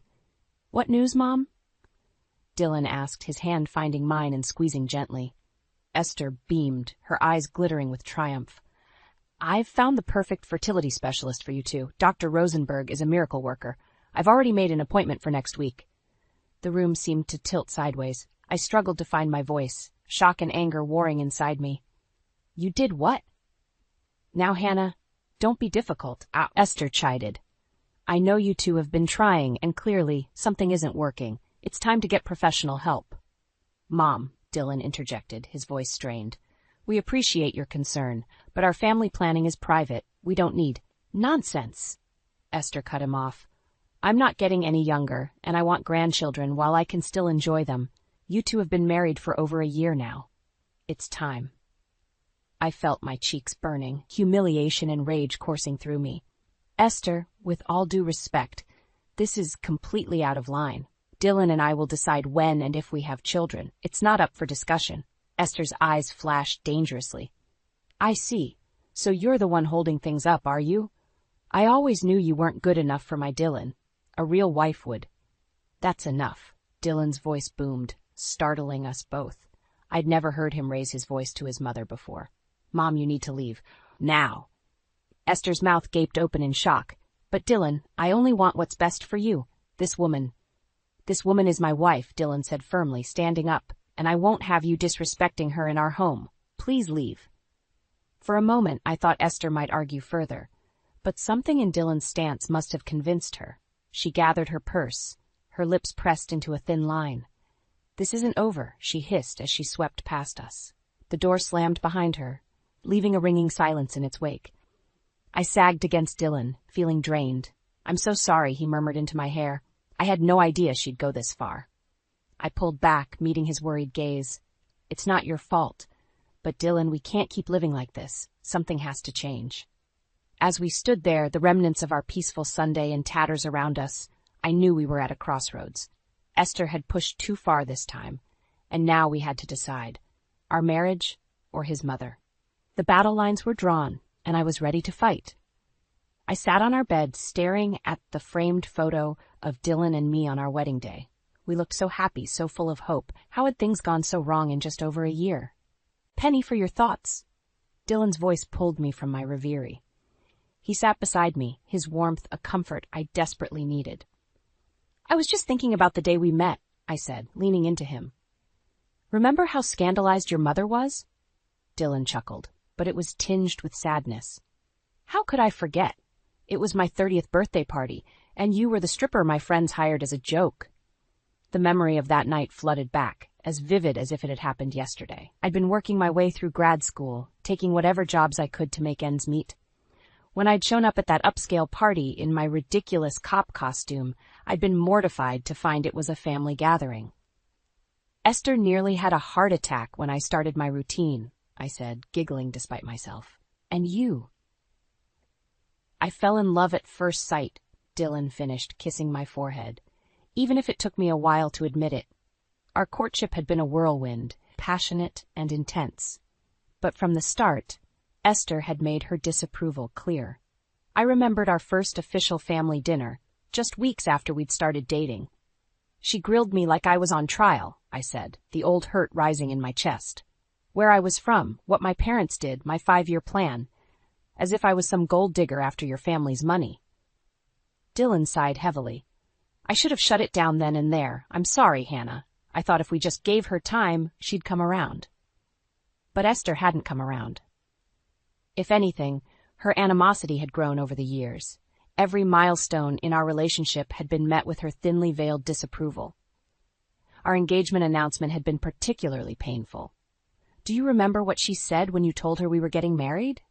I asked, though I knew Dylan would never forget. His jaw clenched. She said I was throwing my life away on some floozy who would never fit into our world, that I'd regret it for the rest of my life. The words still stung, even now. I wanted so badly for her to like me, Dylan.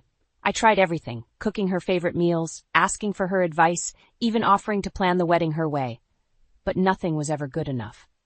You shouldn't have had to try so hard, Dylan said, his voice thick with emotion.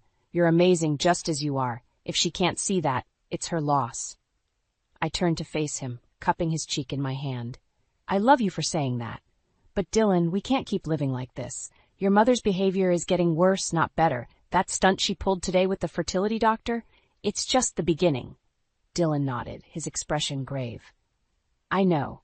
I've been thinking about it all afternoon. Hannah, I think we need to set some boundaries with my mother. Firm ones. My heart raced at his words. Was he really suggesting what I thought he was? What kind of boundaries? For starters, no more unannounced visits. And if she can't treat you with respect, she's not welcome in our home at all. His voice was steady, but I could see the pain in his eyes. It's not going to be easy.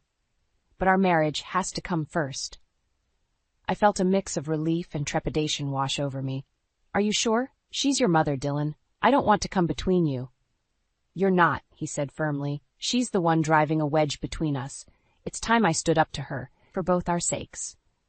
As we sat there, the weight of his decision hanging between us, my phone buzzed with a text. It was from my sister, Sadie. 911. Need to talk. Can you come over? I showed Dylan the message, concern creasing his brow. Go, he said. I'll start dinner. We can finish this conversation when you get back. As I grabbed my keys and headed for the door, I couldn't shake the feeling that our troubles with Esther were far from over. In fact, they might just be beginning. The shrill ring of my phone jolted me awake. I fumbled for it in the dark, my heart racing as I saw Dylan's name on the screen. Hannah, it's Mom. His voice was tight with worry. She's had an accident. We need to get to the hospital now. The next few hours passed in a blur of fluorescent lights and antiseptic smells. By dawn, we learned that Esther had fallen down her stairs, breaking her hip and wrist. The doctor's words echoed in my head. She'll need round-the-clock care for at least 6 weeks. I knew what was coming before Dylan even opened his mouth. Hannah, I know it's a lot to ask, but we have to take her in, I finished for him, my stomach churning at the thought. His relief was palpable. Just until she's back on her feet, I promise. As we drove to Esther's house to pack her things, I couldn't shake the feeling that we were making a terrible mistake. Esther was surprisingly subdued when we brought her home, the pain medication keeping her docile. But as the days wore on, her true colors began to show. Hannah, dear, she called from her makeshift bedroom in our living room. This tea is cold. Be a good girl and make me a fresh cup. I gritted my teeth, reminding myself it was only temporary. Coming, Esther. As I handed her the steaming mug, she wrinkled her nose. Oh, you've used the wrong tea. I only drink Earl Grey in the afternoons. You really should pay more attention, dear. I bit back a retort, forcing a smile. I'll remember for next time. Days turned into weeks, and Esther's demands grew more outrageous. She critiqued my cooking, my cleaning, even the way I folded laundry. Nothing was ever good enough. One evening, as I was preparing dinner, she hobbled into the kitchen on her crutches. What are you making? She asked, peering into the pot. Beef stew, I replied, stirring the fragrant mixture. She clicked her tongue disapprovingly. Oh, Hannah, Dylan doesn't like beef stew. He prefers chicken, you know. A good wife would know these things. I slammed the spoon down, whirling to face her. That's enough, Esther. Dylan loves my beef stew. He's told you this multiple times. Her eyes narrowed. Well, I suppose he's just trying to spare your feelings. It's clear you still have a lot to learn about being a proper wife. Before I could respond, Dylan walked in, sensing the tension immediately. Everything okay in here? Your wife is being very sensitive, Esther sniffed. I was merely offering some helpful advice. I opened my mouth to argue, but Dylan cut in. Mom, we've talked about this. Hannah doesn't need your advice on how to be a wife. She's perfect just as she is. Esther's face darkened. I see how it is. You've turned my own son against me. Well, don't come crying to me when this marriage falls apart. She stormed off as best she could on her crutches, leaving us in stunned silence. I'm so sorry, Dylan said, pulling me into a hug. We shouldn't have brought her here. This was a mistake. I clung to him, fighting back tears. What are we going to do? We can't keep living like this. He pulled back, his expression determined. We'll figure something out, I promise. As we stood there in our kitchen, the beef stew forgotten on the stove, I couldn't help but wonder if our marriage would survive Esther's recovery. The woman was a force of nature, determined to drive a wedge between us. Later that night, as I lay awake listening to Esther's snores from the living room, my phone buzzed with a text from Sadie. How's it going with the monster-in-law? Ben and I are worried about you. I typed back quickly. It's worse than we imagined. I don't know how much more I can take. Sadie's response was immediate. Come over tomorrow. We need to talk. As I set my phone down, I felt a glimmer of hope. Maybe, just maybe, Sadie would have a solution to our Esther problem. Because one thing was certain, something had to change, and soon. I stood in front of Sadie's door, my hand poised to knock when it swung open. My sister's worried face greeted me, her belly swollen with her first child.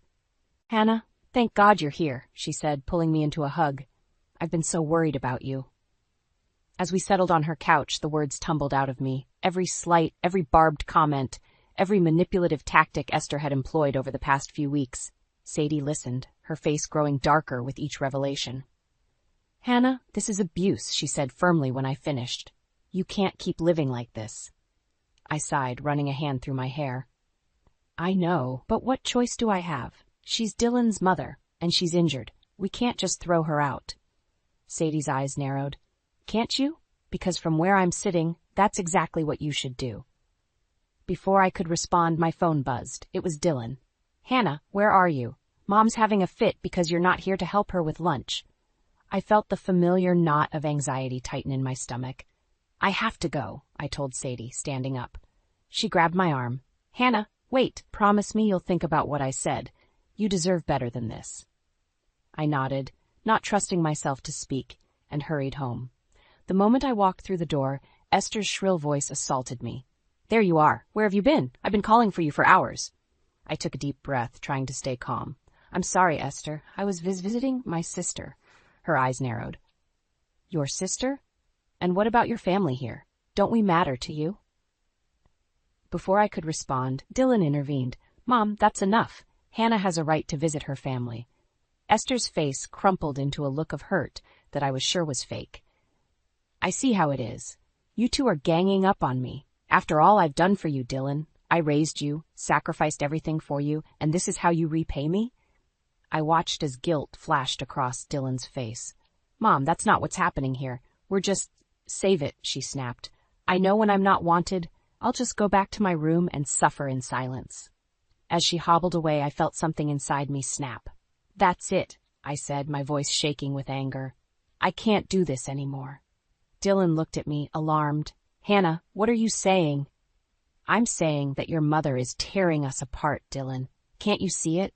The constant criticism, the guilt-tripping, the manipulation. It's destroying me, and it's destroying us. His face paled. I know it's been hard, but she's getting better. She'll be out of here soon. And then what? I interrupted. We go back to her dropping in unannounced, criticizing every aspect of our lives? I can't live like that anymore, Dylan. I won't. He reached for me, but I stepped back. I need some air, I said, grabbing my keys. I'll be back later. As I drove aimlessly through the city, tears blurring my vision, I realized I was at a crossroads.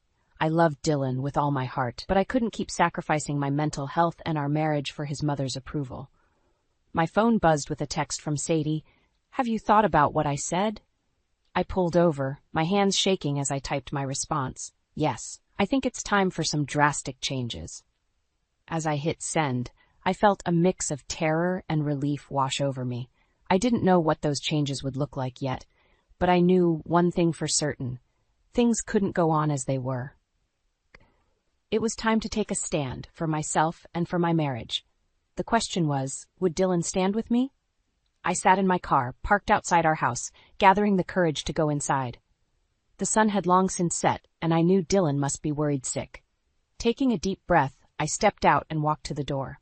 The moment I entered, Dylan engulfed me in a tight embrace. "Hannah, where have you been? I've been calling for hours." "I'm sorry," I whispered, my voice hoarse from crying. I couldn't be here anymore." He pulled back, his eyes searching mine. "What's going on? Talk to me, please." I took a shaky breath. "Dylan, I can't do this anymore. Living with your mother, it's killing me. It's killing us." His face fell. "I know it's been tough, but she's family. We can't just abandon her." "Can't we?" I asked, my voice rising. "Because that's exactly what she's doing to me, to us. Every day, she chips away at our marriage, at my self-esteem. I'm drowning, Dylan." He ran a hand through his hair, frustration evident in every line of his body. "What do you want me to do, Hannah? She's my mother." "And I'm your wife," I shouted, surprising us both with my vehemence. "I need you to choose, Dylan, me or her." The silence that followed was deafening. I could see the conflict raging in Dylan's eyes, and for a moment I feared I'd pushed too far. Then from behind us came Esther's voice. "So this is how it's going to be. You're going to let this woman turn you against your own mother?" We whirled around to find Esther standing in the hallway, her face a mask of righteous indignation. "Mom, please," Dylan began, but Esther cut him off. "No, I want to hear what she has to say." Esther spat, her eyes boring into me. "Go on, Hannah. Tell me how I'm ruining your perfect little life." Something inside me snapped. All the pent-up frustration, anger, and hurt came pouring out. "You want to know? Fine, you're a manipulative, controlling woman who can't stand the idea that your son has a life outside of you. You've done nothing but criticize and belittle me from the moment we met. You've tried to sabotage our marriage at every turn. And I'm done. I'm done trying to win your approval. I'm done walking on eggshells in my own home." Esther's face turned an alarming shade of red. "How dare you speak to me like that? Dylan, are you going to let her talk to your mother this way?" We both turned to Dylan, who looked shell-shocked. I don't know what to say," he stammered. "Then let me make it simple for you," I said, my voice trembling. "Either she goes or I do. I can't live like this anymore, Dylan. I won't." The silence that followed was oppressive. I could see the war raging behind Dylan's eyes, torn between his love for me and his sense of duty to his mother. Finally, he spoke. "Mom, I think it's time for you to go home." Esther's gasp was audible. "Dylan, you can't be serious after everything I've done for you." "I am serious," Dylan said, his voice growing stronger. "Hannah's right. This situation isn't healthy for anyone. We'll help you get settled back at your place, but you can't stay here anymore." Esther's face crumpled, tears welling in her eyes. For a moment, I almost felt sorry for her. Almost. "Fine," she spat. "I see how it is. I'll go pack my things." As she hobbled away, Dylan turned to me, his eyes filled with a mix of relief and pain. "Hannah, I'm so sorry. I had no idea it had gotten this bad. Can you forgive me?" I felt the tension in my body start to uncoil. "It's a start," I said, offering him a small smile. "But we have a lot to talk about." As we stood there, the weight of what had just happened settling over us, I realized this was just the beginning. We had a long road ahead of us, but for the first time in months I felt hope. We had taken the first step towards reclaiming our life together, and I was determined to see it through. The morning after our confrontation with Esther, Dylan and I sat at our kitchen table, the air heavy with unspoken words. I clutched my coffee mug, my knuckles white with tension. "We need to talk about what happens next," I said, breaking the silence. Dylan nodded, his face etched with worry. "I know. I've been thinking about it all night. Hannah, I'm so sorry for not seeing how bad things had gotten. I should have protected you better. I reached across the table, taking his hand. We both let it go on for too long, but now we have a chance to make things right. Just then, a sharp knock at the door made us both jump. Dylan went to answer it, and I heard Esther's voice, shrill and demanding. "Dylan, we need to talk, alone." My stomach clenched as Dylan let her in. Esther's eyes narrowed when she saw me, but she addressed Dylan as if I wasn't there. "I've been thinking about what happened last night," she said. "And I've decided to forgive you both for your outburst. I'm willing to give Hannah another chance." I felt my blood begin to boil, but before I could speak, Dylan surprised me. "No, Mom," he said firmly. "There's nothing to forgive. Hannah was right about everything she said last night." Esther's face contorted with shock.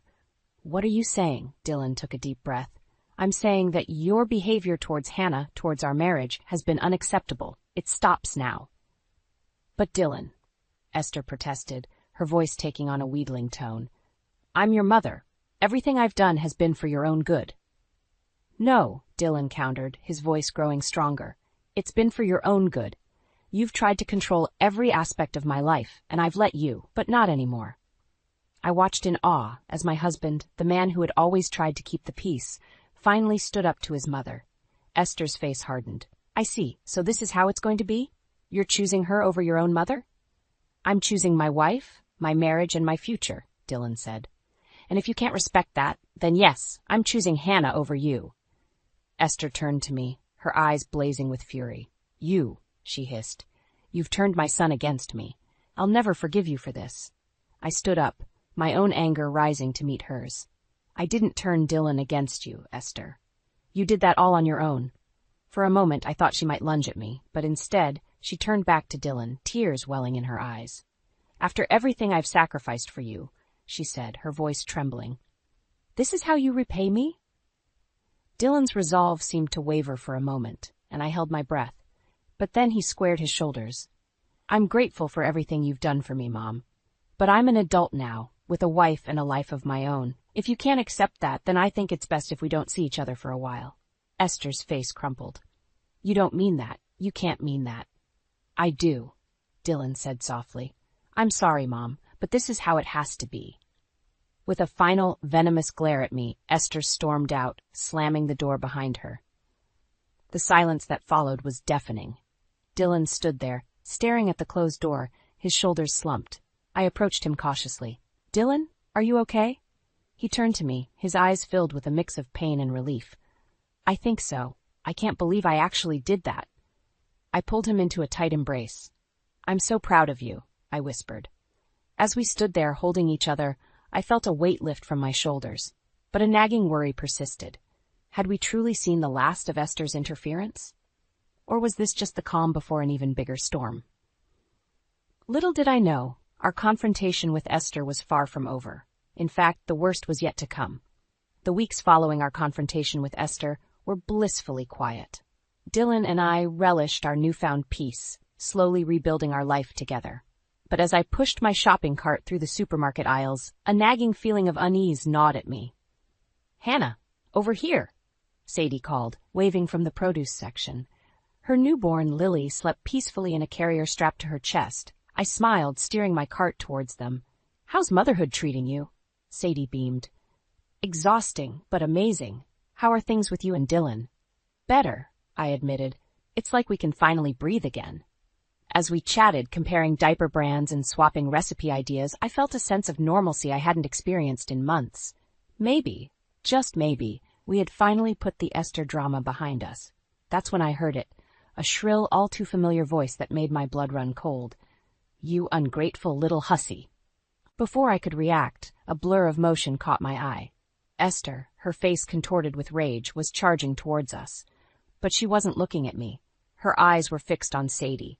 Time seemed to slow down. I opened my mouth to warn my sister, but it was too late. Esther's hand connected with Sadie's cheek with a sickening crack.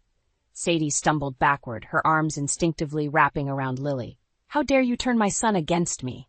Esther screeched, raising her hand for another blow. I snapped into action, throwing myself between them. "Esther, stop! That's not me!" Confusion flickered across her face, quickly replaced by renewed anger. "You, of course you're behind this. You've poisoned everyone against me." She lunged at me, but I managed to dodge her grasp. Around us, shoppers gasped and backed away, some pulling out their phones to record the scene. "Esther, please," I pleaded, trying to keep my voice calm. "You need help. This isn't right." "Don't tell me what I need," she spat. "You've ruined everything. You've stolen my son, and now you're trying to replace me with this imposter." She made another grab for Sadie, who was now sobbing, cradling a wailing Lily. I blocked her path, my heart pounding. "That's my sister, Esther. Your quarrel is with me, not her. Leave them out of this." Something in my words seemed to penetrate her rage. She blinked, looking between Sadie and me as if seeing us clearly for the first time. "Your sister?" she stammered. Before I could respond, security guards arrived, quickly restraining Esther. As they led her away, she began to wail, a sound so full of anguish it made my chest ache despite everything. I turned to Sadie, who was trembling, a red mark blooming on her cheek. "Oh God, Sadie, I'm so sorry. Are you okay? Is Lily all right?" She nodded shakily. "We're fine. Just shaken up." "Hannah, what was that? Who was that woman?" I sank to the floor, the adrenaline draining from my body. That was Esther, Dylan's mother. I thought we were done with her. As the reality of what had just happened sank in, I felt a wave of guilt and fear wash over me. This was my fault. My problems had spilled over, hurting my sister and her innocent baby. "We need to call the police," I said, my voice hollow, "and Dylan."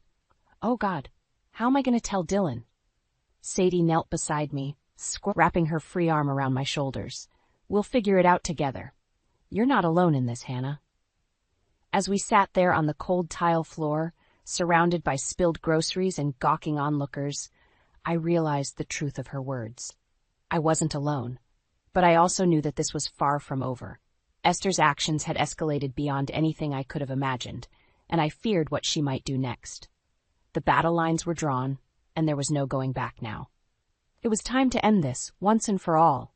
The fluorescent lights of the courthouse seemed to buzz with the same nervous energy that thrummed through my veins.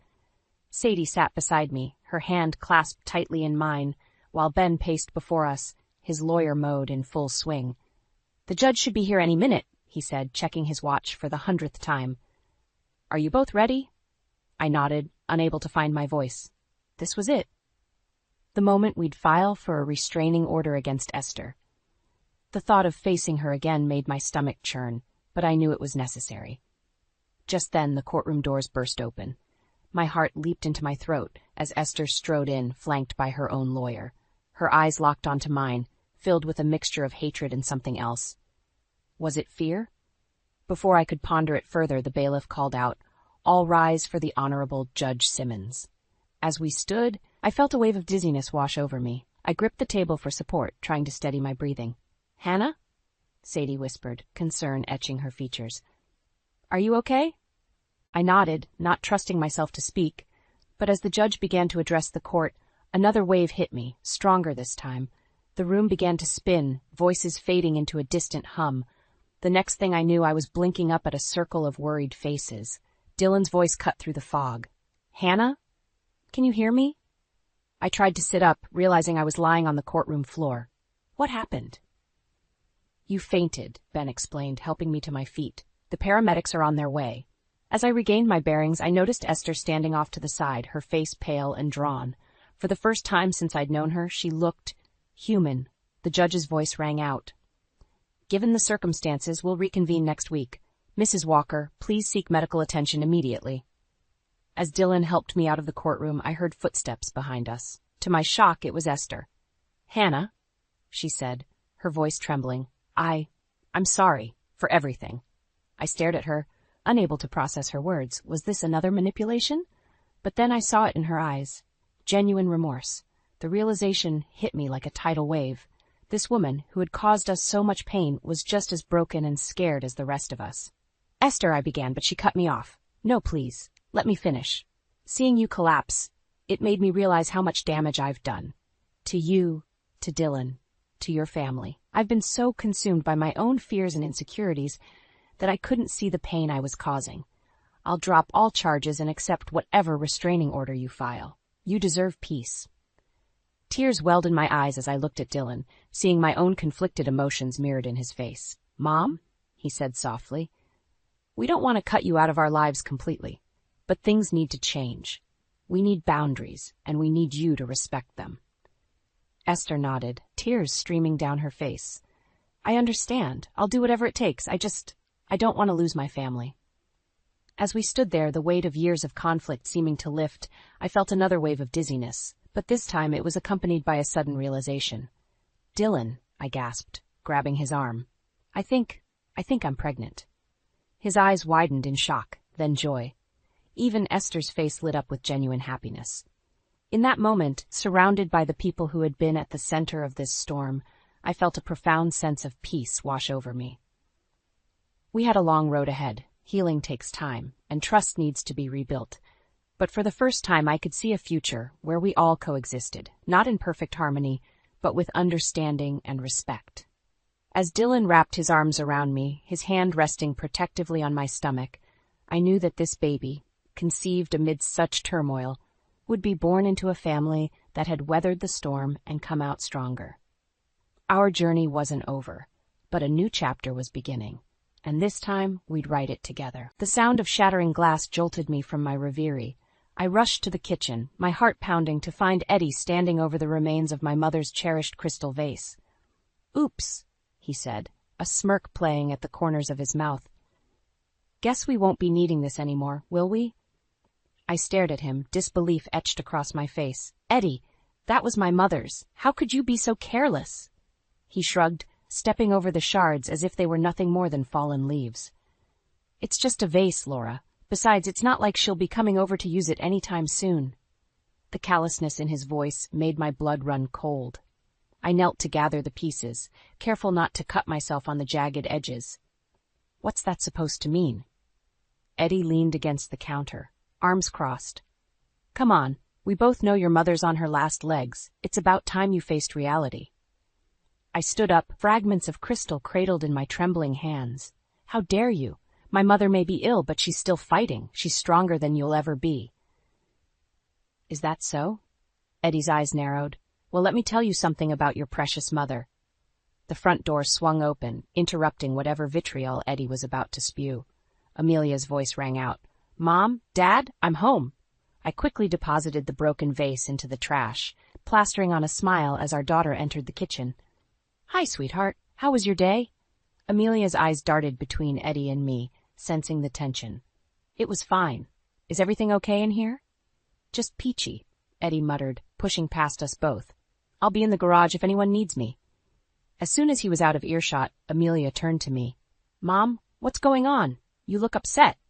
I sighed, running a hand through my hair. It's nothing, honey, just a little disagreement. Amelia's brow furrowed. About Grandma? How did you? I overheard Dad talking on the phone last night, she admitted. He was saying some pretty awful things about her. My heart sank. Oh, Amelia, I'm so sorry you had to hear that. She shook her head, determination flashing in her eyes. Don't apologize for him, Mom. I'm sick of the way he treats you and Grandma. Why do you put up with it? Her words hit me like a punch to the gut. When had my bright, beautiful daughter become so perceptive? And when had I become so complacent? I don't know, I whispered, the truth of it settling heavily on my shoulders. I guess I've just been hoping things would get better. Amelia took my hand, squeezing it gently. Mom, you deserve better than hope. You deserve respect. As I looked into my daughter's eyes, so full of love and concern, something shifted inside me. The anger I'd been suppressing for years bubbled to the surface, mingling with a newfound resolve. You're right, I said, straightening my spine. It's time I stood up for myself and for your grandmother. Just then my phone rang. I glanced at the screen, my heart leaping into my throat when I saw the caller ID. It's the hospital. Amelia's eyes widened. Answer it. With shaking hands, I accepted the call. Hello? Yes, this is Laura. As I listened to the nurse on the other end, my world tilted on its axis. I ended the call, turning to Amelia with tears in my eyes. It's Grandma, I choked out. She's taken a turn for the worse. We need to go to the hospital right away. Amelia nodded, already grabbing her keys. I'll drive. Should we tell Dad? I glanced towards the garage, where I could hear Eddie tinkering with his precious car. In that moment, I made a decision that would change everything. No, I said firmly. This is about family. Real family. He doesn't deserve to be there. As we rushed out the door, leaving Eddie behind, I felt a strange mix of fear and exhilaration. I didn't know what the future held, but I knew one thing for certain. Things were about to change, and I was ready to fight for what truly mattered. The hospital corridor seemed endless as Amelia and I rushed towards the ICU. My mind raced, replaying Eddie's cruel words about my mother. How had I let things get so bad? We rounded a corner and nearly collided with Uncle Joe and Aunt Lily. Their faces were etched with worry, mirroring my own. "Laura, thank goodness you're here," Aunt Lily said, pulling me into a tight embrace. Uncle Joe's usually jovial face was somber. "They've got her stabilized for now, but it was touch and go for a while." I felt my knees buckle, and Amelia quickly steadied me. "Can we see her?" The doctor emerged from Mom's room, clipboard in hand. "Family of Gladys Thompson?" We all nodded, and he gestured for us to follow him to a small consultation room. As we settled into the uncomfortable plastic chairs, I braced myself for the worst. "Mrs. Thompson has suffered a severe stroke," the doctor explained. "We've managed to control the bleeding, but the next 48 hours will be critical." I listened numbly as he outlined the treatment plan, my mind struggling to process the information. It wasn't until Amelia squeezed my hand that I realized the doctor had stopped speaking. "Can I see her now?" I asked, my voice barely above a whisper. He nodded, and I followed him to Mom's room, leaving the others behind. The sight of her, small and fragile in the hospital bed, nearly broke me. I approached cautiously, taking her hand in mine. "Oh, Mom," I whispered. "I'm so sorry." As I sat there holding her hand and listening to the steady beep of the monitors, my phone buzzed insistently in my pocket.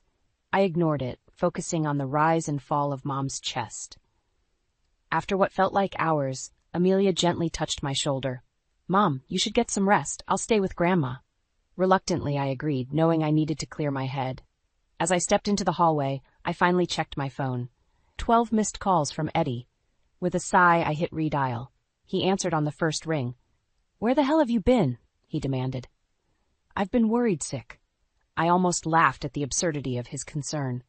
"You didn't seem too worried about my mother earlier." "Is that where you are, the hospital?" His voice dripped with disdain. "Laura, you need to come home. We have that dinner with the Johnsons tonight, remember?" I closed my eyes, counting to 10 before responding. "Eddie, my mother is fighting for her life. I'm not leaving her side for some business dinner." "Don't be dramatic," he scoffed. "She's probably just milking it for attention. You know how she is." Something inside me snapped. "How dare you? You have no idea what she's been through, what I've been through. All you care about is your precious business deals and your image." "Now wait just a minute." "No, you wait," I interrupted, my voice rising. "I've spent years catering to your needs, making excuses for your behavior. Well, I'm done. My family needs me, and for once, I'm choosing them over you." I ended the call before he could respond, my hands shaking with a mixture of anger and exhilaration. As I turned to go back to Mom's room, I nearly collided with Uncle Joe. "Everything okay, Laura?" he asked, concern etched on his face. I nodded, forcing a smile. "Just dealing with Eddie. You know how he can be." Uncle Joe's expression darkened. "Actually, there's something I need to talk to you about regarding Eddie. I've been hearing some concerning things." My heart sank. "What kind of things?" He glanced around, then lowered his voice.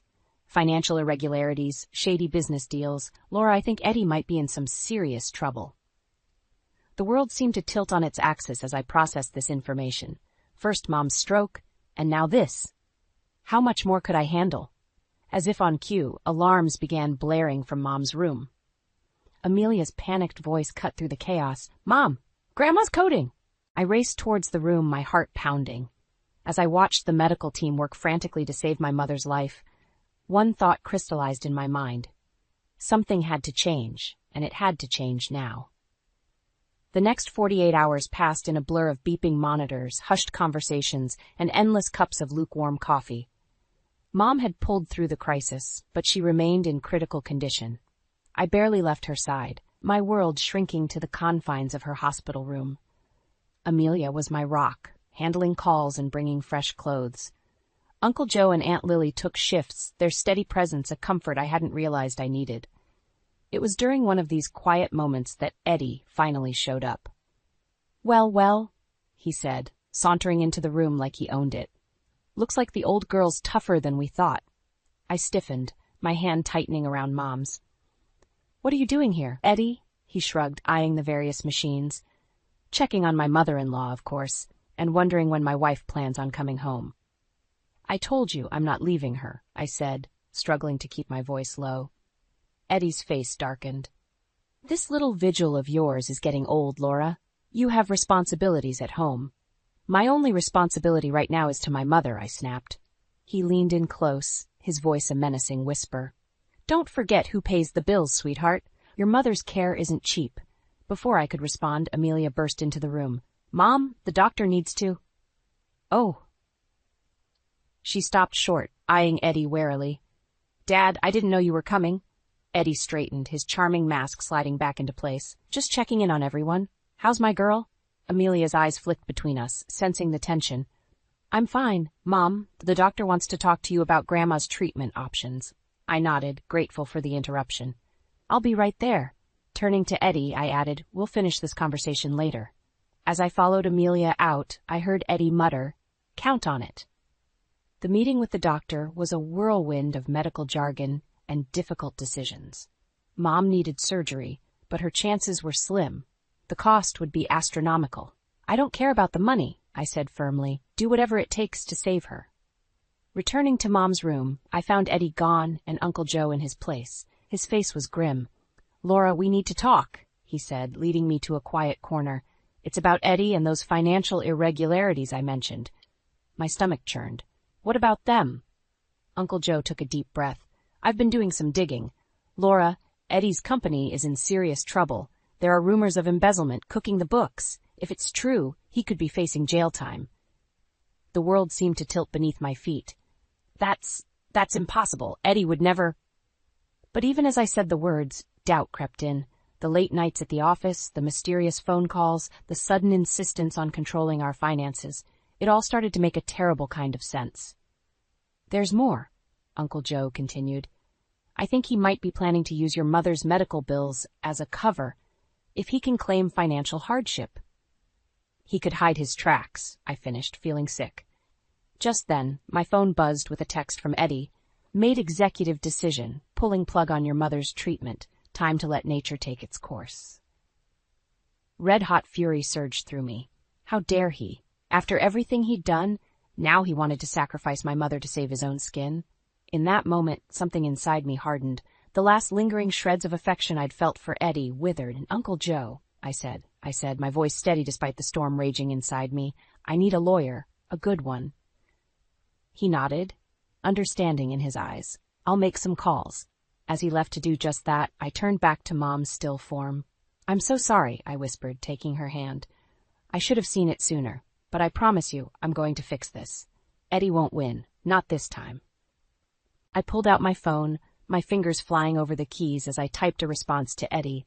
"Touch my mother's care and I'll bury you. Divorce papers incoming." As I hit send, a weight lifted from my shoulders. The road ahead would be hard, but for the first time in years, I felt truly free. The next morning, I woke to the gentle beeping of Mom's heart monitor. For a moment, I forgot about Eddie, about the impending divorce, about everything except the rise and fall of her chest. Then reality came crashing back. "Morning, Mom," I whispered, squeezing her hand. "We've got a big day ahead of us." As if on cue, my phone buzzed. It was Sandra, the lawyer Uncle Joe had recommended. "I can meet you at the hospital in an hour," her text read, "bringing the paperwork." I took a deep breath, steeling myself for what was to come. Just then, Amelia walked in, 2 cups of coffee in hand. "You're a lifesaver," I said, gratefully accepting one. She smiled, but it didn't reach her eyes. "Mom, are you sure about this? Divorcing Dad, I mean." I sighed, patting the chair next to me. As Amelia sat, I tried to find the right words. "Honey, your father, he's not the man we thought he was. The things he's done, the things he's planning to do, I can't stand by and let it happen." Amelia nodded slowly. "I know. It's all happening so fast." Before I could respond, a commotion in the hallway caught our attention. Eddie's voice, loud and angry, echoed through the corridor. "I don't care about your policies. That's my mother-in-law in there, and I have every right to make decisions about her care." I jumped up, my heart racing. "Amelia, stay with Grandma. I'll handle this." I stepped into the hallway to find Eddie face to face with Mom's doctor, his face red with anger. "Eddie," I said, my voice cold, "what do you think you're doing?" He whirled on me, eyes blazing. "What am I doing? I'm trying to talk some sense into these people. Your mother's a lost cause, Laura. It's time to let her go and stop wasting our money." The doctor looked between us, clearly uncomfortable. "Perhaps we should discuss this privately." "There's nothing to discuss," I cut in. "My mother's care continues as planned. End of story." Eddie grabbed my arm, pulling me close. "You don't get to make that call. I'm still your husband, and what I say goes." I wrenched my arm free, fury coursing through me. "Not for long." "You're not." His eyes widened as the implication sank in. "What are you talking about?" "Mrs. Thompson?" A new voice interrupted. We turned to see a sharp-dressed woman approaching, briefcase in hand. "I'm Sandra Reeves. We spoke on the phone." Eddie's gaze darted between us. "Who the hell is this?" "My lawyer," I said, straightening my spine. "Eddie, I think it's time we took this conversation somewhere more private." We found an empty waiting room, tension crackling in the air. Sandra laid out a stack of papers on the table between us. "What's the meaning of this?" Eddie demanded. "Divorce papers," I said simply. "I'm done, Eddie. I know about the embezzlement, the cooked books. I know you were planning to use my mother's medical bills to cover your tracks. It ends now." The color drained from Eddie's face. "You can't prove any of that." Sandra cleared her throat. "Actually, Mr. Thompson, we have quite a bit of evidence. Your wife is prepared to turn it all over to the authorities unless you agree to her terms." Eddie's shock quickly turned to rage. "You conniving bitch! After everything I've done for you?" "Everything you've done?" I laughed bitterly. "You mean belittling me? Neglecting our daughter? Trying to kill my mother to save your own skin? Oh yes, Eddie, you've done so much." He lunged forward, but Sandra was quicker, stepping between us. "Mr. Thompson, I strongly advise you to calm down and consider your options carefully." For a long moment, the only sound was Eddie's heavy breathing. Then, deflating like a punctured balloon, he sank into a chair. "What do you want?" he asked, defeat in his voice. I slid the papers across the table. "Sign these. Walk away. Leave my mother, my daughter, and me alone. Do that, and maybe, just maybe, I won't turn you in." As Eddie picked up the pen, his hand shaking, I felt a weight lift from my shoulders. The road ahead would be difficult, but for the first time in years, I could see a glimmer of hope on the horizon. The days following Eddie's signing of the divorce papers were a blur of legal meetings and hushed conversations with Uncle Joe and Aunt Lily. Through it all, Mom's condition remained stable, but precarious. I clung to hope like a lifeline, refusing to consider the alternative. It was a quiet Tuesday afternoon when everything changed. I was dozing in the chair beside Mom's bed, Amelia having convinced me to get some rest when the alarms started blaring. I jolted awake, my heart pounding as nurses and doctors rushed into the room. "What's happening?" I cried, but no one answered. They were too busy working on Mom, their voices urgent and clipped. Amelia appeared at my side, her face pale. "Mom, we need to step out. Let them work." Numbly, I allowed her to lead me into the hallway. We stood there, holding each other, as the minutes ticked by agonizingly slow. Finally, the doctor emerged, his expression grave. "Mrs. Thompson," he began, and I knew. I knew before he said the words that would shatter my world. "I'm so sorry. We did everything we could, but your mother's heart couldn't take the strain. She's gone." The world tilted sideways, and I would have fallen if not for Amelia's steady grip. "No," I whispered. "No, it can't be. She was getting better. She was." But the truth was there in the doctor's sympathetic eyes, in the quiet sobs coming from my daughter. Mom was gone. The next few hours passed in a haze of paperwork and phone calls. Uncle Joe and Aunt Lily arrived, their presence a comforting anchor in the storm of my grief. As night fell, we gathered in Mom's room for one last goodbye. I stood by her bed, holding her still warm hand, memories flooding through me, her laugh, her wisdom, the way she always knew exactly what to say to make things better. How could I go on without her? "Mom," Amelia said softly, touching my shoulder, "there's something you should know, something Grandma told me before she got worse." I turned to her, confused. "What do you mean?" Amelia took a deep breath. She knew about Eddie, about the embezzlement, the lies. She'd been gathering evidence for months, trying to protect you. The shock of this revelation cut through my grief like a knife. "What? How?" Uncle Joe stepped forward, his face solemn.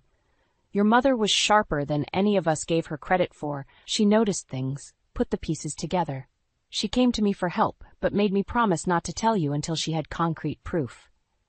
Which she got, Aunt Lily added, pulling an envelope from her purse. This arrived at our house yesterday. It's all here, Laura. Bank statements, emails, everything you need to nail Eddie to the wall. I stared at the envelope, my mind reeling. Even in her final days, Mom had been fighting for me, protecting me. A wave of love and grief washed over me, nearly bringing me to my knees. As I reached for the envelope with trembling hands, my phone buzzed. It was a text from Eddie. Heard about your mother. My condolences. Now that she's gone, I trust you'll drop this ridiculous divorce nonsense?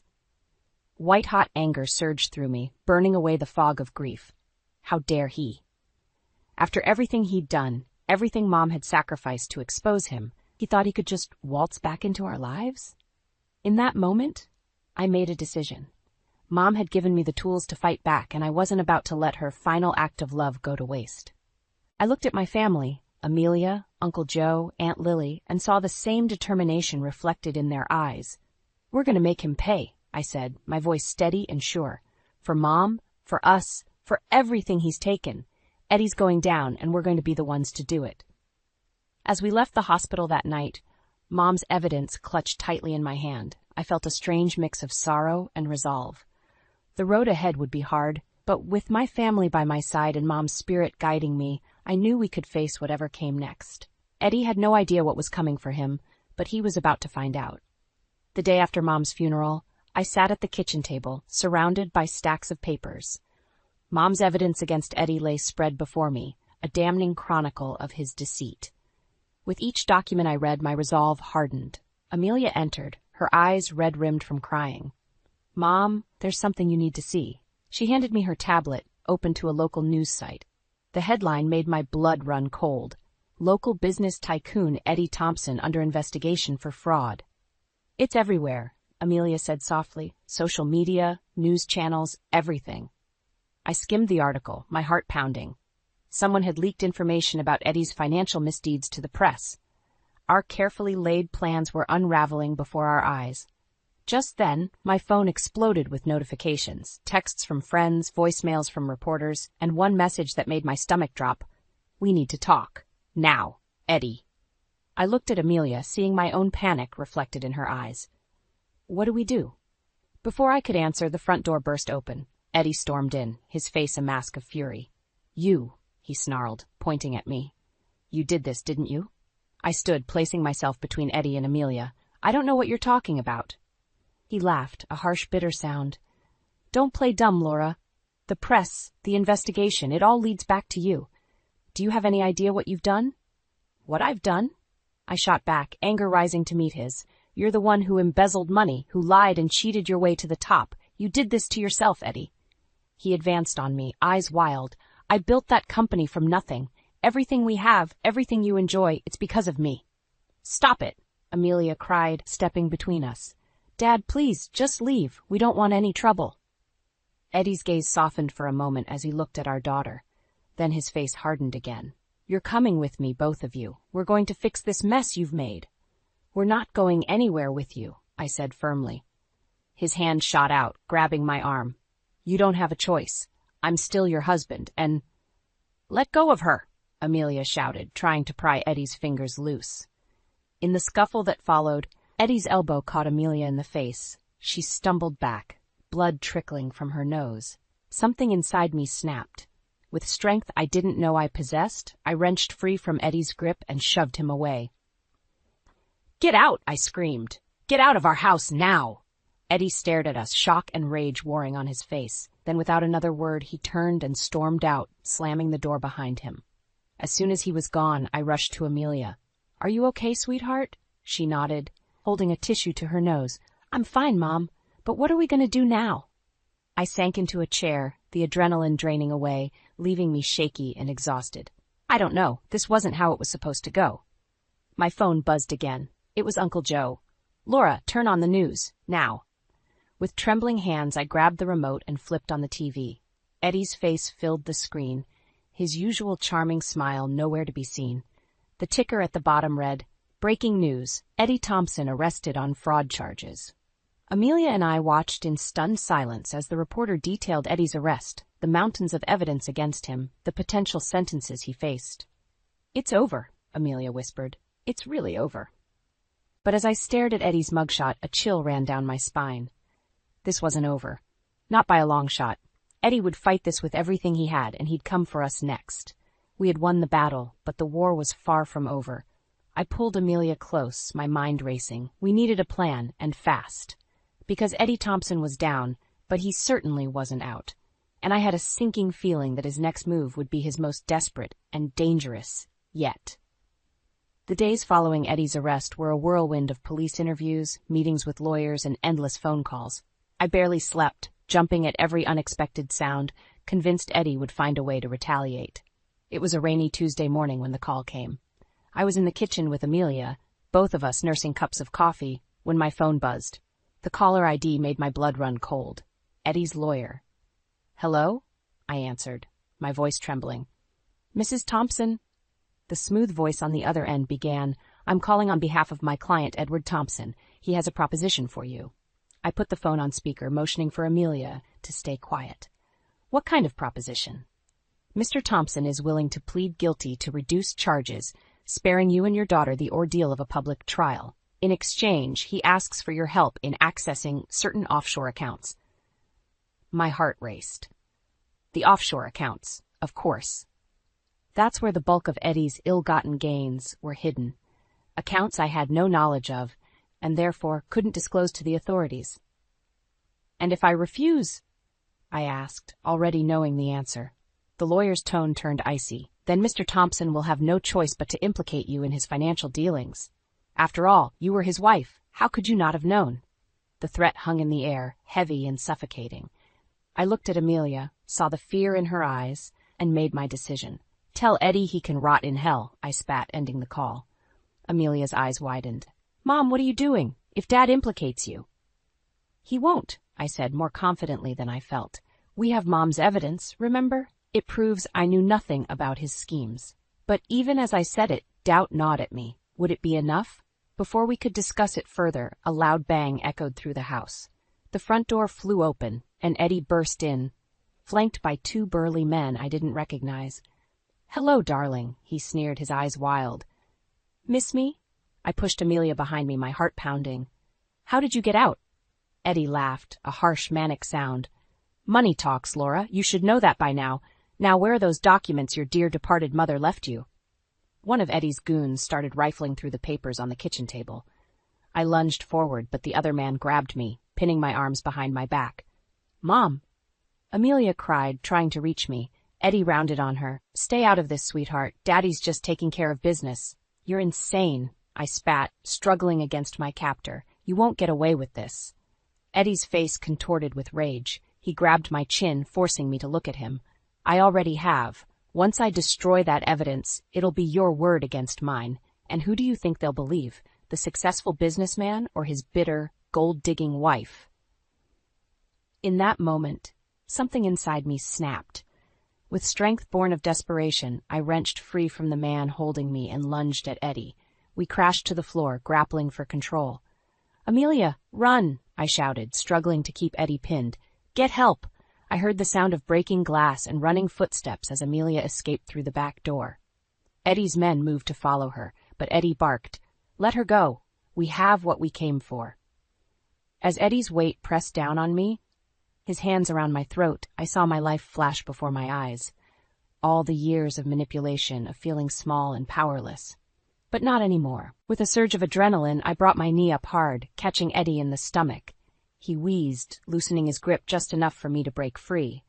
I scrambled to my feet, grabbing the first thing I could reach, a heavy crystal vase, a wedding gift from years ago.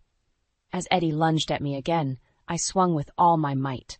The vase connected with a sickening crack, and Eddie crumpled to the floor. His men, seeing their boss fall, hesitated for just a moment before fleeing.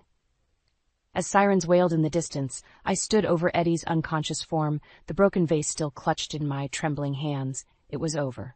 Finally, truly over. But as I sank to my knees, exhaustion and shock setting in, one thought echoed through my mind. What happens now? The courtroom was packed as I took the stand, my heart pounding in my chest. Eddie sat at the defense table, his once charming smile now a twisted sneer. As I swore to tell the truth, I caught Amelia's eye in the gallery. She nodded encouragingly, and I felt a surge of strength. "Mrs. Thompson," the prosecutor began, "please tell the court about the events leading up to your husband's arrest." Taking a deep breath, I recounted everything: the years of emotional abuse, the financial deception, and that final, terrifying confrontation in our home. With each word, I felt the weight of secrets and fear lifting from my shoulders. Eddie's lawyer tried to paint me as a vindictive, money-hungry wife, but the evidence spoke for itself. Mom's meticulous records combined with the financial documents we'd uncovered left no doubt about Eddie's guilt. As I stepped down from the witness stand, Eddie leapt to his feet. "You ungrateful bitch," he snarled. "After everything I've done for you." The judge's gavel came down hard. "Mr. Thompson, control yourself or I'll have you removed." Eddie subsided, but his eyes burned with hatred. In that moment, I realized how close I'd come to losing everything: my dignity, my freedom, even my life. The jury's deliberation was mercifully short.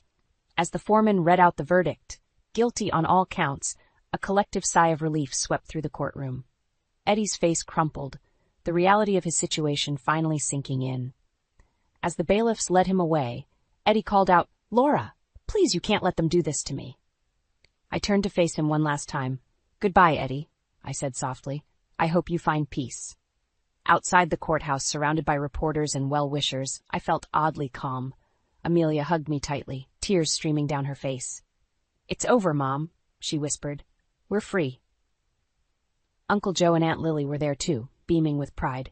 "Your mother would be so proud of you," Aunt Lily said, squeezing my hand. As the crowd dispersed, Amelia pulled me aside, her expression nervous but excited. "Mom, there's something I need to tell you." My heart skipped a beat. "What is it, sweetheart?" She took a deep breath. "I've met someone. His name is David, and he's wonderful, Mom. I think you'll really like him." Joy bubbled up inside me, pushing aside the last lingering shadows of the past few months. "Oh, Amelia, that's wonderful news. When can I meet him?" As Amelia launched into a description of her new love, I felt a presence beside me. It was Sandra, my lawyer and now friend. "Congratulations, Laura," she said warmly. "You've won more than just a court case today. You've reclaimed your life." I nodded, feeling the truth of her words deep in my bones. "What happens now?" I asked. Sandra smiled. "That's entirely up to you. The world is wide open." As we walked away from the courthouse, arm in arm with my daughter, I felt a sense of possibility I hadn't experienced in years. The road ahead wouldn't be easy. There were still wounds to heal, trust to rebuild, but for the first time in a long time, I was excited about the future. That night, as Amelia and I sat on the porch of our new home watching the sunset, I thought about Mom. I could almost hear her voice on the breeze, telling me how proud she was, how much she loved me. "I miss her," Amelia said softly, as if reading my thoughts. I put my arm around her. "Me too, sweetheart, but she's still with us in everything we do." As the stars began to twinkle in the darkening sky, I made a silent promise to Mom, to Amelia, and to myself. We would live fully, love deeply, and never again let anyone dim our light. The journey had been long and painful, but as I sat there with my daughter, looking out at the new life stretching before us, I knew that every step had been worth it. We had survived, we had triumphed, and now, finally, we were truly free. The end. The moment I heard those words, my world shattered like fine china hitting a marble floor. I stood there, frozen in disbelief, as the truth echoed through the room. "What do you mean you were never married to Dad?" Mark's voice cracked, his face a mix of confusion and betrayal. Esther, my mother-in-law, sat rigid in her armchair, her perfectly manicured nails digging into the fabric. "It was a different time, Mark. We were in love, but circumstances weren't right."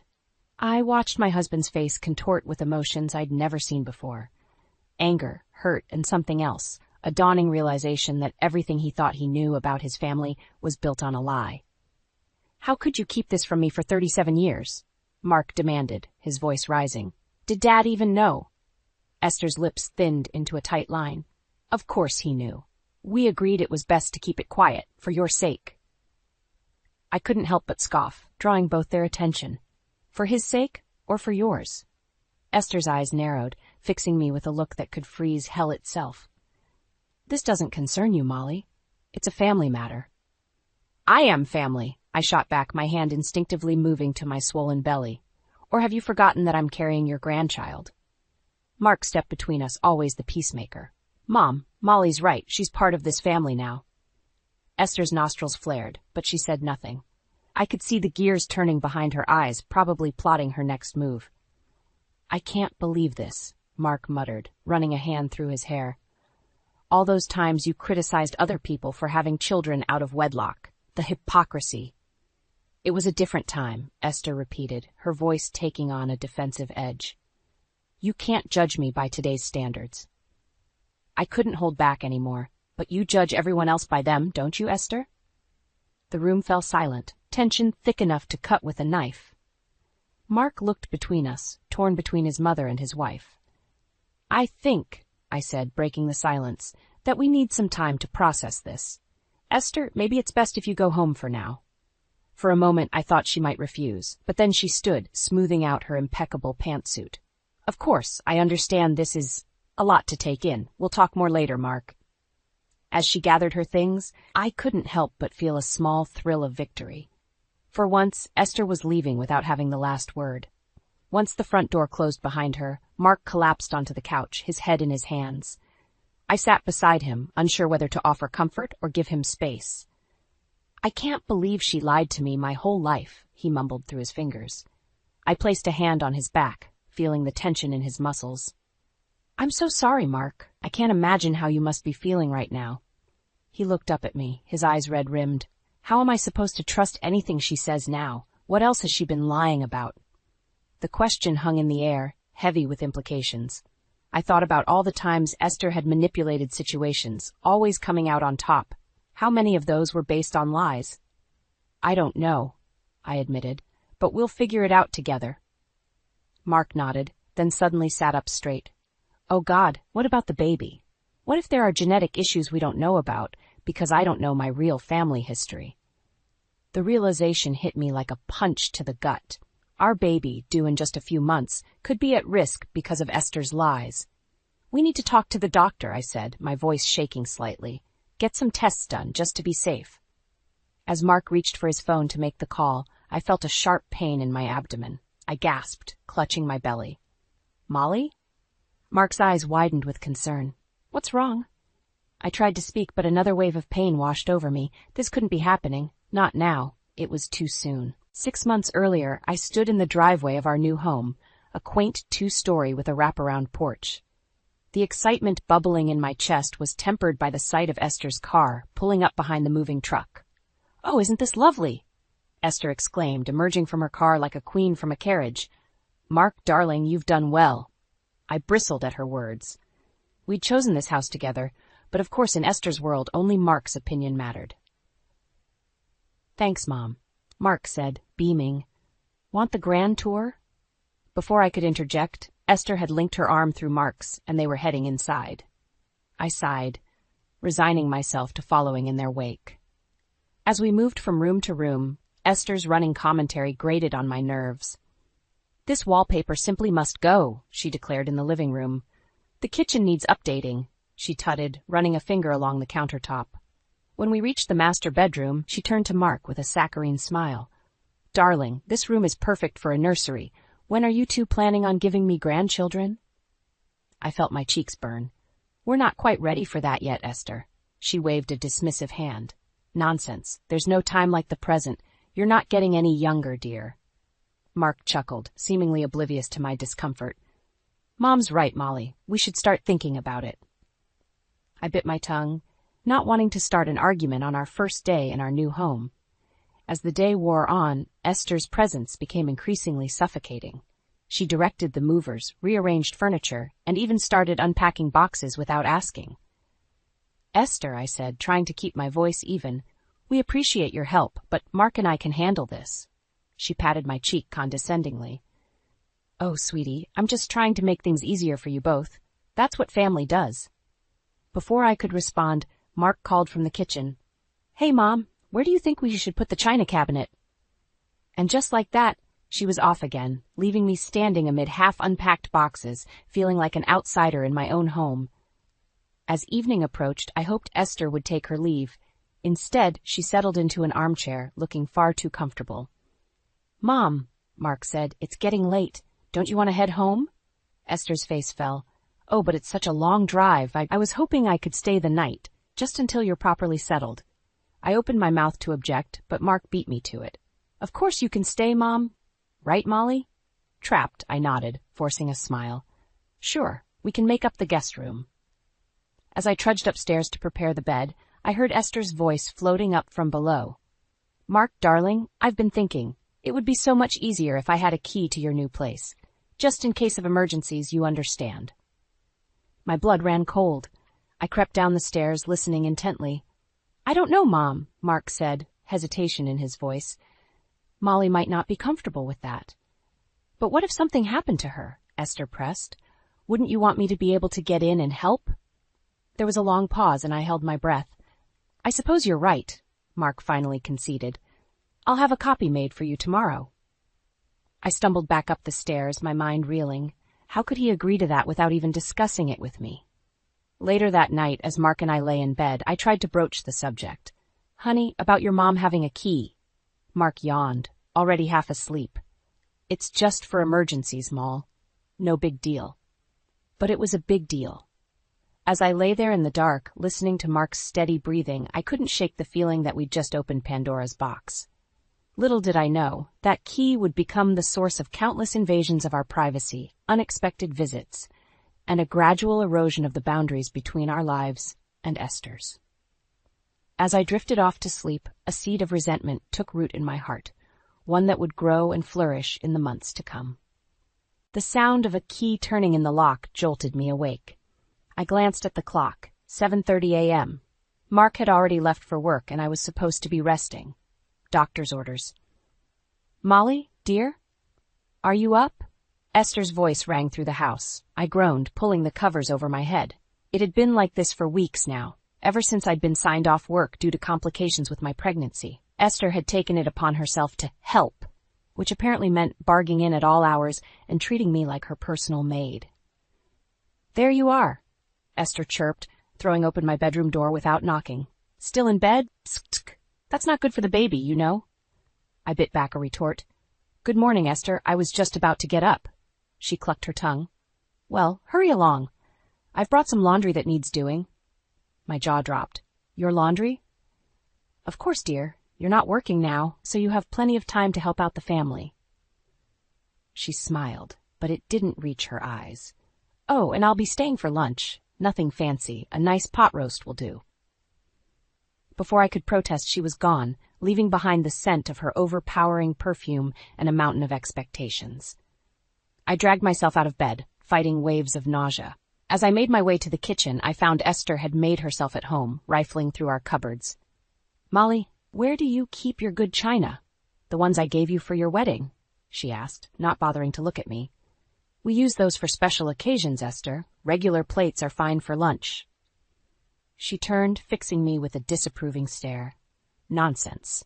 Every meal should be special when family is involved. Now be a dear and set the table while I start on the roast." For the next few hours, I was caught in a whirlwind of Esther's demands. I did her laundry, cleaned the house to her exacting standards, and even polished the silver, all while she supervised from the comfort of our couch. By the time lunch was ready, I was exhausted and my back ached fiercely. I lowered myself into a chair, hoping for a moment's rest.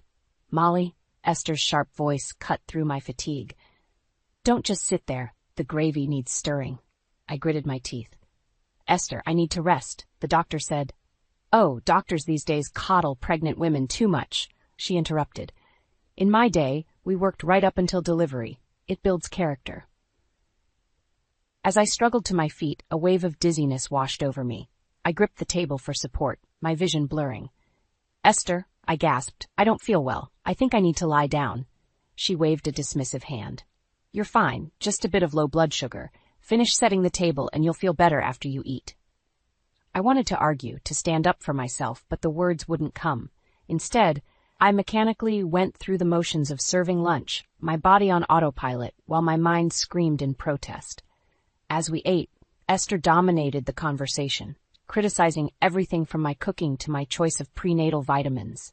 I pushed the food around my plate, too nauseous to eat. You know, Esther said between bites, I've been thinking, once the baby comes I should move in for a while, to help out. The fork slipped from my fingers, clattering loudly against the china. What? Well, it's obvious you'll need the help, she continued, oblivious to my horror, and Mark agrees it's a wonderful idea. My world tilted on its axis. Mark had agreed, without even discussing it with me? No, I whispered, then louder. No, absolutely not. Esther's eyes narrowed.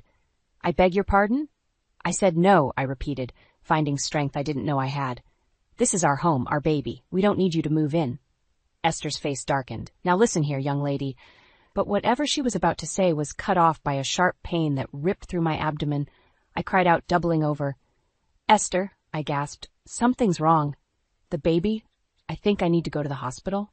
For a moment, Esther just stared at me, her face a mask of disbelief and annoyance. Then, as another contraction hit, reality seemed to sink in. Oh dear, she muttered, reaching for her phone. I suppose we'd better call Mark. As I sat there, scared and in pain, I realized with startling clarity that I was utterly alone in this moment, and I knew, with bone-deep certainty, that something had to change. The hospital scare had been a false alarm, but it left me shaken. As I lay in bed that night, Mark snoring softly beside me, I knew I had to confront him about Esther's behavior. The thought of having this conversation made my stomach churn, but I couldn't take it anymore. The next morning, I steeled myself as Mark prepared for work. Honey, we need to talk about your mother. Mark froze, his tie half knotted. What about her? I took a deep breath. She's been overbearing. Yesterday she showed up unannounced, made me do her laundry, and then tried to force me to cook when I wasn't feeling well. Mark's brow furrowed. Mom's just trying to help, Molly. You know how she is. That's not help, Mark. It's control, and it's affecting my health and our babies, he sighed, finishing his tie. You're overreacting. Mom's always been like this. It's just her way of showing she cares. I felt a surge of frustration. Overreacting? Mark, she told me she's planning to move in after the baby's born. Did you know about this? His silence was all the answer I needed. You agreed to this without even talking to me? I couldn't keep the hurt from my voice. Mark had the decency to look sheepish. I didn't exactly agree. I just didn't disagree when she suggested it.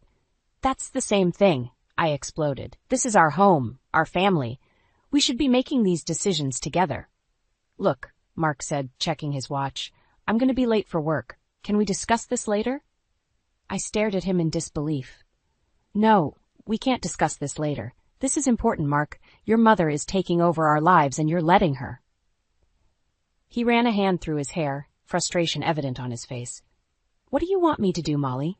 She's my mother. We're supposed to honor our parents. Honor, yes, but not at the expense of our own family, I countered.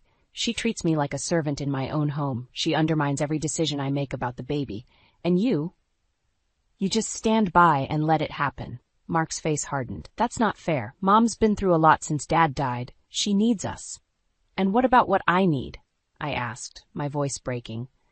What about our baby? He shook his head, grabbing his briefcase. You're being selfish, Molly. Mom's family too. We can't just shut her out. As he headed for the door, I called after him. If you walk out now, you're choosing her over us. The slamming door was his only response. I sank onto the couch, tears streaming down my face. How had it come to this? I loved Mark, but his blind devotion to his mother was tearing us apart. The sound of a key in the lock made me freeze. Please, not now, I thought desperately. Molly? Esther's voice rang out.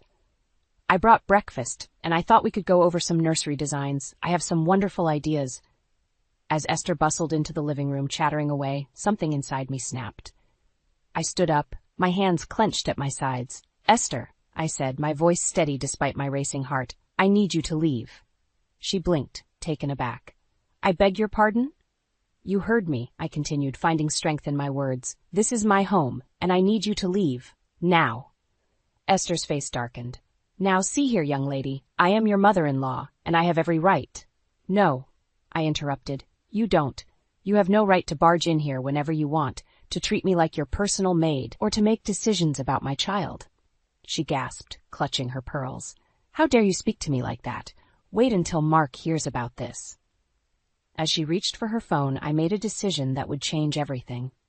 "Go ahead," I said, my voice cold. "Call him. But know this, if you try to manipulate this situation like you always do, I will leave. I will take my baby, and I will leave." Esther's hand froze midair, her eyes wide with shock. For the first time since I'd known her, she was speechless. In that moment, standing there facing down my tormentor, I felt a surge of power. I didn't know what the future held, but I knew one thing for certain: things were about to change. The days following my confrontation with Esther were eerily quiet. No surprise visits, no incessant phone calls, but the tension in the house was palpable. Mark barely spoke to me, leaving for work early and returning late. I knew the storm was coming. I just didn't expect it to hit quite so hard. It was a Friday evening when I felt the first twinge. I was alone, as usual, Mark having texted that he was working late. The pain started as a dull ache, but within an hour, it had intensified to sharp rhythmic contractions. No, I muttered, cradling my belly. It's too soon. I reached for my phone with shaking hands, dialing Mark's number. Straight to voicemail. Of course. Another contraction hit, stronger this time. I gasped, doubling over. This was happening, ready or not. In desperation, I called the one person I knew would answer. "Esther, I need help. The baby's coming." Her voice was cool, detached. "Are you sure it's not just false labor again?" I bit back a retort. "I'm sure. Please, can you come?" There was a long pause before she replied, "I'll be there in 20 minutes. Those 20 minutes felt like an eternity. By the time I heard Esther's key in the lock, I was on the floor, unable to move. "Oh, for heaven's sake," Esther tutted, surveying the scene. "Let's get you up. We need to time these contractions properly before rushing off to the hospital." I stared at her in disbelief. "Esther, something's wrong. It hurts too much. We need to go now." She waved a dismissive hand. "Childbirth is supposed to hurt, dear. Now let's get you more comfortable. I'll make some tea, and we'll wait for things to progress naturally." As she bustled around the kitchen, I felt a rush of warm liquid between my legs. Looking down, I saw blood. Panic seized me. "Esther!" I called out, my voice shrill with fear. "I'm bleeding." She appeared in the doorway, a look of annoyance on her face. "Really, Molly, there's no need for dramatics. A little blood is perfectly normal." But as she got closer, her expression changed. "Oh my," she murmured, her face paling. "Perhaps we should call an ambulance." The next few hours passed in a blur of pain and fear. The ambulance ride, the frantic voices of paramedics, the harsh lights of the emergency room. Through it all, one thought kept repeating in my mind. Where was Mark? It wasn't until I was being wheeled into the operating room that he finally appeared, breathless and disheveled. "Molly, I'm so sorry. I just got the messages. What's happening?" Before I could respond, a nurse intercepted him. "Sir, we need to prep your wife for emergency surgery. The baby's in distress." As they pushed me through the double doors, I caught a glimpse of Esther grabbing Mark's arm, pulling him close to whisper something in his ear. The doors swung shut, cutting off my view. The anesthesia began to take effect, but my mind was racing. What had Esther said to Mark? Why hadn't he been there? And most importantly, would my baby be okay? As I drifted into unconsciousness, I made a silent vow. If we both made it through this, things would change. No more passive acceptance, no more putting everyone else's needs before my own and my child's. The steady beep of the heart monitor faded away, replaced by a single, crystal-clear thought. This ends now. When I woke up, groggy and disoriented, the first thing I saw was a nurse holding a tiny blanket-wrapped bundle. "Congratulations," she said softly. "You have a beautiful baby girl." Relief washed over me, followed quickly by a fierce, protective love I'd never experienced before. As I held my daughter for the first time, I knew with absolute certainty that I would do anything to keep her safe and happy. The sound of raised voices outside my room caught my attention. I recognized Mark and Esther, arguing in hushed but heated tones. "Can't believe you weren't there for her," Esther was saying. "If I hadn't been there—" "You're right, Mom," Mark replied, his voice thick with emotion. "I should have been there. I've been a terrible husband." As their voices faded down the hallway, I looked down at my sleeping daughter. In that moment, I knew what I had to do. For both our sakes, it was time to take control of our lives. no matter the cost. The days following my daughter's birth were a blur of exhaustion, pain, and conflicting emotions. I named her Lily, after my grandmother, a small act of defiance against Esther's insistence on family names from her side. Mark hovered awkwardly, clearly unsure of his place. Esther, on the other hand, had no such reservations. She swept into my hospital room like a hurricane, rearranging flowers, adjusting my pillows, and cooing over Lily in a way that set my teeth on edge. "Oh, she looks just like Mark when he was a baby," Esther gushed, cradling Lily. "We'll have to get her christened in the family gown, of course." I opened my mouth to object, but a sharp look from Mark silenced me. I sank back into my pillows, feeling defeated.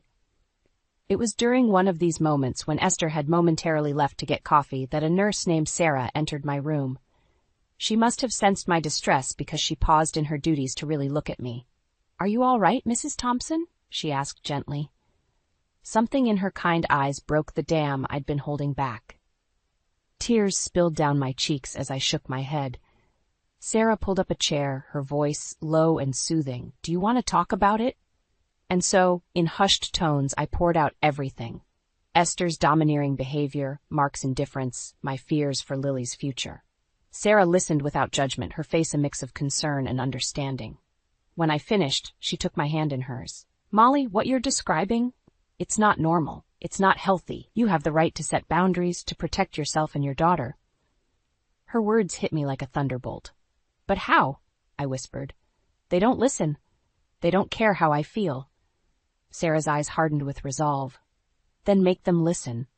You're stronger than you think, Molly. You brought a new life into this world under incredible stress. That strength is still in you." As she spoke, I felt something shift inside me. A spark of the fire I'd lost over the months of Esther's tyranny reignited. "You're right," I said, my voice growing stronger. "I can't let this continue, for Lily's sake, if not my own." Sarah squeezed my hand. "That's the spirit. Remember, you're not alone. There are resources, support groups." The door swung open, cutting her off. Esther bustled in, followed by a harried-looking Mark. "Oh, good, you're awake," Esther chirped. "We've been discussing the nursery. I think we should redecorate completely. That silly theme you chose simply won't do."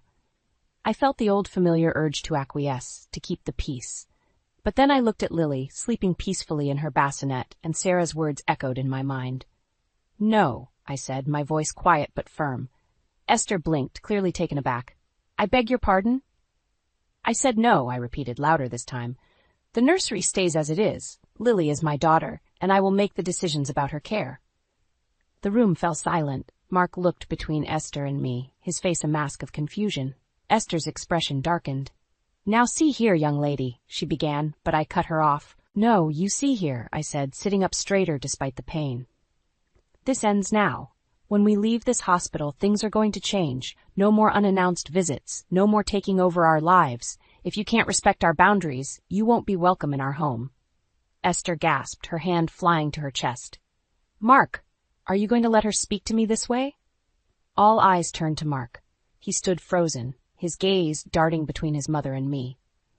In that moment, I saw our entire future hanging in the balance. "Mark," I said softly, "it's time to choose. Your family or your mother's control. You can't have both anymore." The tension in the room was palpable as we waited for Mark's response. Whatever he said next would determine the course of our lives, and I was prepared for either outcome. As Mark opened his mouth to speak, I steeled myself for the fight ahead. No matter what, I knew one thing for certain. I would never let anyone, not Esther, not even Mark, come between me and my daughter again. The tension in the hospital room was suffocating as we waited for Mark's response. His eyes darted between Esther and me, his face a mask of indecision. Finally he spoke, his voice barely above a whisper. I need time to think." Esther's triumphant smile made my blood boil. She knew she'd won this round. "Of course, darling," she cooed, patting Mark's arm. "Why don't we step outside and let Molly rest?" As they left the room, I felt a surge of anger and determination. This wasn't over. Not by a long shot. The next few days passed in a blur of sleepless nights and tense silences.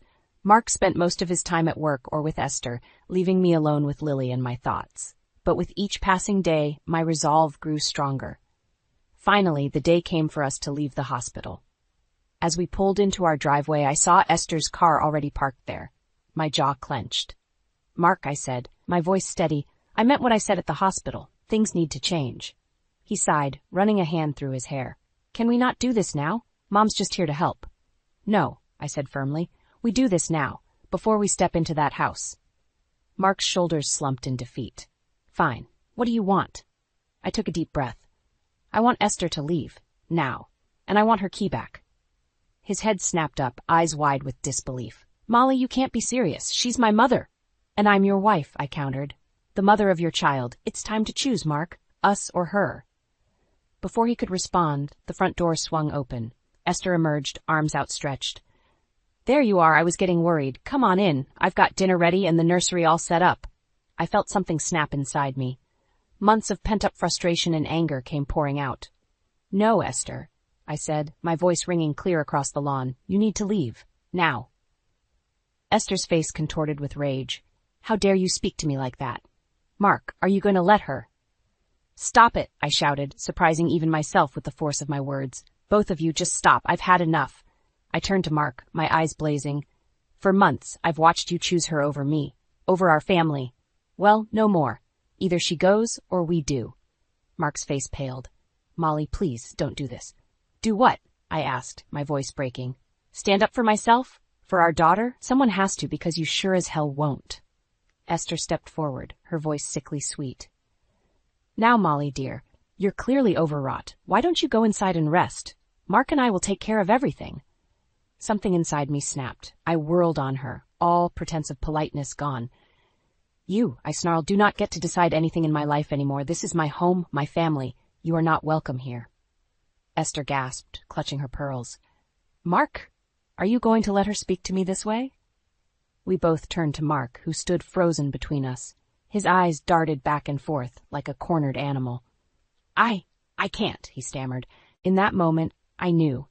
I saw our entire future laid out before me. Years of manipulation, of being second best, of watching my daughter grow up under Esther's toxic influence. "Fine," I said, my voice cold. "If you won't make a choice, I'll make it for you." I turned on my heel, marching towards the house with Lily in my arms. Behind me, I heard Esther's triumphant laugh, Mark's weak protests. As I crossed the threshold, I felt a strange mix of fear and exhilaration. I didn't know what the future held, but I knew one thing for certain. From this moment on, everything would change. I closed the door behind me, shutting out their voices. In the sudden silence, I looked down at Lily's sleeping face and made a silent vow. No matter what it took, I would build a better life for us. A life free from manipulation and control. A life where we could both thrive. And if Mark and Esther couldn't be part of that life, well, that was their choice to make. The locksmith arrived early the next morning. As he worked, I cradled Lily close, my heart pounding with a mix of fear and exhilaration. Each turn of the screwdriver felt like another step towards freedom. "All done, ma'am," the locksmith said, handing me a set of new keys. "Nobody's getting in here without your say-so now." I thanked him, my voice steadier than I felt. As his van pulled away, I saw Mark's car turn onto our street. My stomach clenched, but I stood my ground. Mark's face fell as he tried his key in the new lock. "Molly, what's going on?" I opened the door but blocked the entrance. "We need to talk, Mark, without your mother." His eyes darted past me, searching the house. "Where is she?" "Gone," I said firmly. "And she's not coming back. Not unless you're ready to make some real changes." Mark's face clouded with anger. "You can't just—" "I can," I interrupted. "And I have. This is our home, Mark. Ours and Lily's. It's time you decided if you want to be part of that or not." For a moment I thought he might argue. Instead, his shoulders slumped in defeat. "What do you want from me, Molly?" I took a deep breath.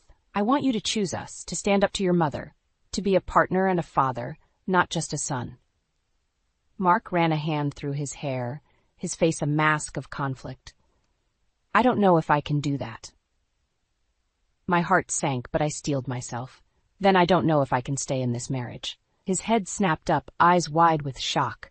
"What are you saying?" I reached into my pocket, pulling out the envelope I'd prepared. "I'm saying it's time to make a choice, Mark. Us or her. If you can't choose us, then these are divorce papers." Mark staggered back as if I'd struck him. "Divorce? Molly, you can't be serious." "I've never been more serious," I said. my voice steady despite the tears threatening to fall. I love you, Mark, but I love our daughter more, and I won't let her grow up in this toxic environment. As if on cue, Lily began to fuss in my arms. I bounced her gently, never taking my eyes off Mark. He stood there, frozen, for what felt like an eternity. Then, slowly, he reached for the envelope. My heart shattered as he took it, but I held my ground. This was it, the moment that would define our future. Mark stared at the envelope for a long moment. Then, to my shock, he tore it in half. "No," he said, his voice stronger than I'd heard it in months. "No divorce. You're right, Molly.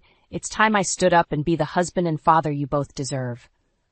Relief flooded through me, but I tempered it with caution. "And your mother?" Mark's jaw clenched. "I'll talk to her, set boundaries, make it clear that our family comes first."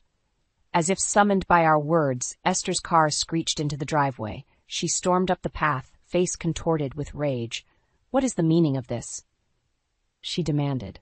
"Mark, why is my key not working?" I tensed, ready for battle, but to my amazement, Mark stepped in front of me. "Mom," he said, his voice firm, "we need to talk. Things are going to change around here." Esther's face paled. "What nonsense has she been filling your head with?" "No nonsense," Mark replied. "Just the truth. It's time for you to step back and let us live our lives." As Mark continued, laying down new rules and boundaries, I felt a weight lift from my shoulders. For the first time in months, I allowed myself to hope. Later that night, as Mark and I sat on the porch, Lily sleeping peacefully between us, I marveled at how much had changed in just one day. "I'm proud of you," I said softly, taking Mark's hand. He squeezed my fingers. "I'm sorry it took me so long to see what was happening, but I promise, things will be different from now on." As we sat there, watching the stars come out, I felt a sense of peace settle over me. The road ahead wouldn't be easy. There would be challenges, setbacks, moments of doubt, but for the first time in a long time, I was excited for the future. A future where we were a true family, supporting each other, growing together. A future where Lily would grow up surrounded by love, not manipulation. A future that was ours to shape, free from the shadows of the past. As I looked at Mark, then down at our sleeping daughter, I smiled. Whatever came next, we would face it together. And that, I realized, was all I'd ever wanted. The text message glared at me from my phone screen, its innocuous words masking a truth that would shatter my world. We need to talk. It's about Jake." My fingers hovered over the keypad, hesitating. Lydia never texted like this, always preferring to call with her usual exuberance. Something was wrong. I glanced at the clock on my office wall, 3:45 p.m. Jake would be home in a few hours, probably bringing takeout from that new Thai place we'd been meaning to try. I pushed away the nagging feeling in my gut and focused on the spreadsheet before me. "Emily?" My assistant's voice crackled through the intercom. "Your 4:00 is here." "Thanks, Sarah. I'll be right out." I smoothed my blouse and took a deep breath. Whatever Lydia wanted could wait. I had a company to run. The meeting dragged on, my mind drifting to Lydia's cryptic message. As soon as I ushered my client out, I grabbed my phone and dialed Lydia's number. Thank God you called." Lydia's voice was tight with tension. "Are you sitting down?" "Lydia, what's going on? You're scaring me." I saw Jake today, at Rosario's." My heart skipped a beat. "Okay, he probably had a lunch meeting or something." "He wasn't alone, Em." Lydia's words came out in a rush. "He was with a woman, and they looked close." The world tilted on its axis. "What do you mean, close?" "I took a picture. I'm sending it now." My phone buzzed, and I opened the image with trembling fingers. There was Jake, his head bent close to a striking redhead. Their hands were intertwined on the table, and the intimacy of their posture was unmistakable. "Emily, are you there?" I couldn't breathe. I have to go." "Wait, Em." I ended the call, my mind reeling. This couldn't be happening. Jake and I had been together for 10 years, married for 5. We had a life, plans, dreams. He wouldn't throw that away, would he? The rest of the afternoon passed in a blur.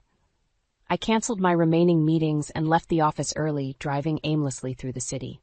As the sun began to set, I found myself parked outside Rosario's, the upscale Italian restaurant where Lydia had spotted Jake.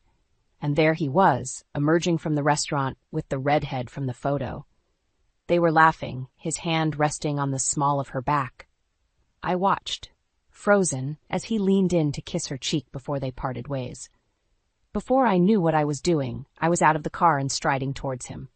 "Jake!" He spun around, his face draining of color. "Emily, what are you doing here?" I could ask you the same thing. My voice was eerily calm. "Who was that woman?" Jake's eyes darted around, looking for an escape.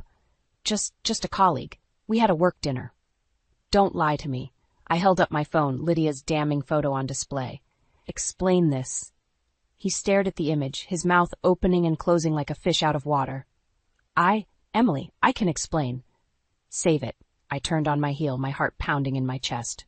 "I'll see you at home. We have a lot to talk about." As I walked away, I heard him calling my name, but I didn't look back. My mind was already racing, piecing together 1,000 little moments that suddenly made sense. The late nights at the office, the secretive phone calls, the distance that had been growing between us. I got back in my car, gripping the steering wheel until my knuckles turned white. One thought echoed in my mind: how could he do this to me? Little did I know, this was just the beginning of a storm that would upend every aspect of my life. I couldn't sleep that night. Jake didn't come home, and my mind raced with 1,000 scenarios, each worse than the last. By morning, I was a wreck of emotions: anger, hurt, and a burning desire for answers. I called in sick to work, something I'd never done before. Then I dialed Lydia. "Em, how are you holding up?" Her voice was thick with concern. "I'm going to confront him," I said, surprised by the steel in my own voice. "Today." "Do you want me to come with you?" I hesitated. "No, I need to do this alone. But can you be on standby?" "Of course. I'm here for you, no matter what." After hanging up, I checked my phone. No messages from Jake. Coward. I showered, dressed in my power suit, the one I wore for big presentations, and headed out. I knew exactly where to find him. Rosario's was bustling with the lunch crowd when I arrived. I scanned the room, my heart pounding, and there they were, tucked away in a corner booth. Jake and the redhead. Rachel, I'd learned from a quick social media search. I approached their table, my heels clicking on the polished floor. Jake looked up, his face draining of color. "Emily, what are you?" "Hello, Jake." I cut him off, my voice steady. I turned to Rachel. "And you must be Rachel. I'm Emily, Jake's wife." Rachel's eyes widened in shock. "Wife? Jake, you said you were divorced." I laughed bitterly. "Well, that's news to me." Jake stood up, panic written all over his face. "Emily, please, let's not do this here." "Why not?" I asked, loud enough for nearby tables to hear. "Isn't this where you like to conduct your affairs?" Rachel grabbed her purse and bolted, leaving Jake to face me alone. He reached for my arm, but I jerked away. "Don't touch me," I hissed. "How long, Jake? How long have you been lying to me?" He ran a hand through his hair, a nervous habit I once found endearing. "Emily, I'm sorry. It just happened." "Things don't just happen, Jake. You made choices, over and over again." A waiter approached, looking uncomfortable. "Is everything all right here?" I smiled tightly. "Everything's fine. We were just leaving." Outside, Jake tried to explain, his words tumbling out in a desperate rush. "It didn't mean anything, Em. Rachel's just a fling. You're the one I love." I held up a hand, silencing him. "Save it. I don't want to hear your excuses right now. I need time to think." "What does that mean?" Jake's voice cracked. "Are you leaving me?" The vulnerability in his eyes almost made me waver. Almost. "I don't know, Jake, but right now I can't even look at you." I turned to leave, but his next words stopped me cold. "It's not just Rachel." I spun around. "What?"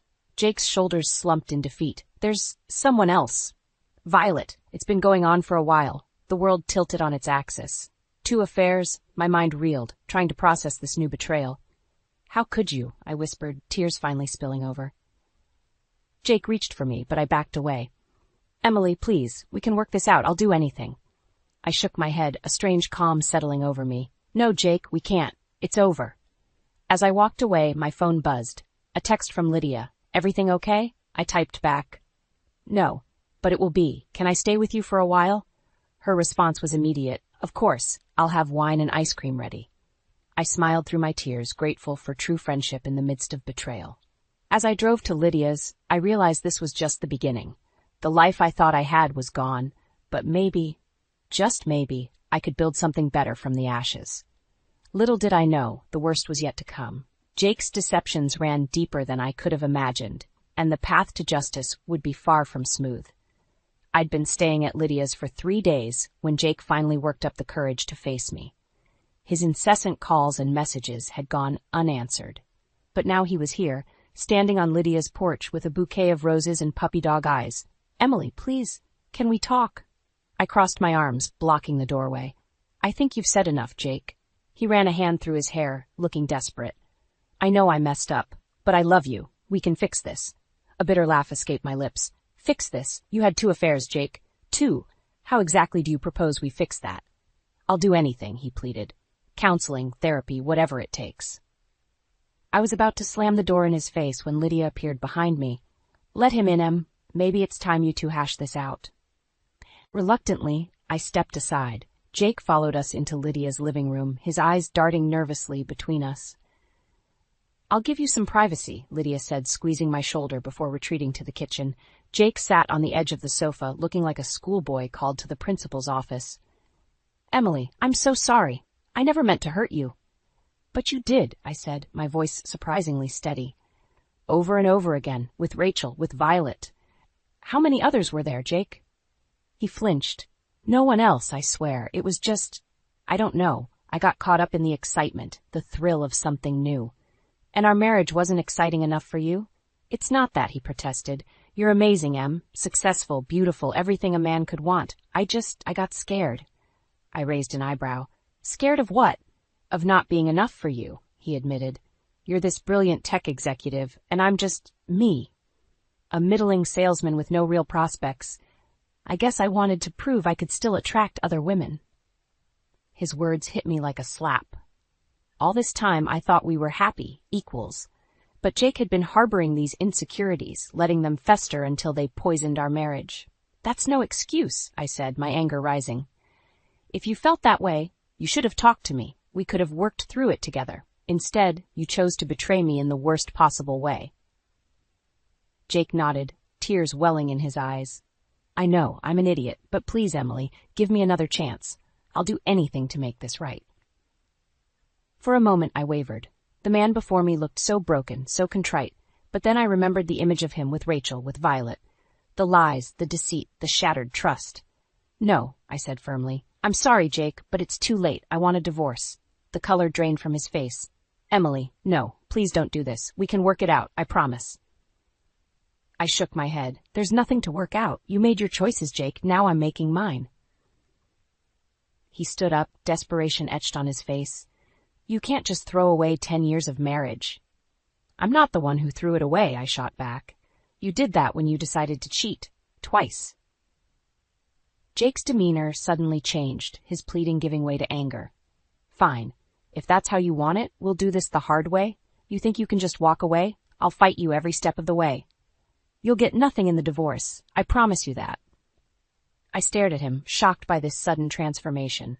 This wasn't the Jake I knew, or thought I knew. "Get out," I said quietly. As Jake stormed out, slamming the door behind him, Lydia emerged from the kitchen. "Oh, honey," she said, pulling me into a hug. "Are you okay?" I pulled back, a strange calm settling over me.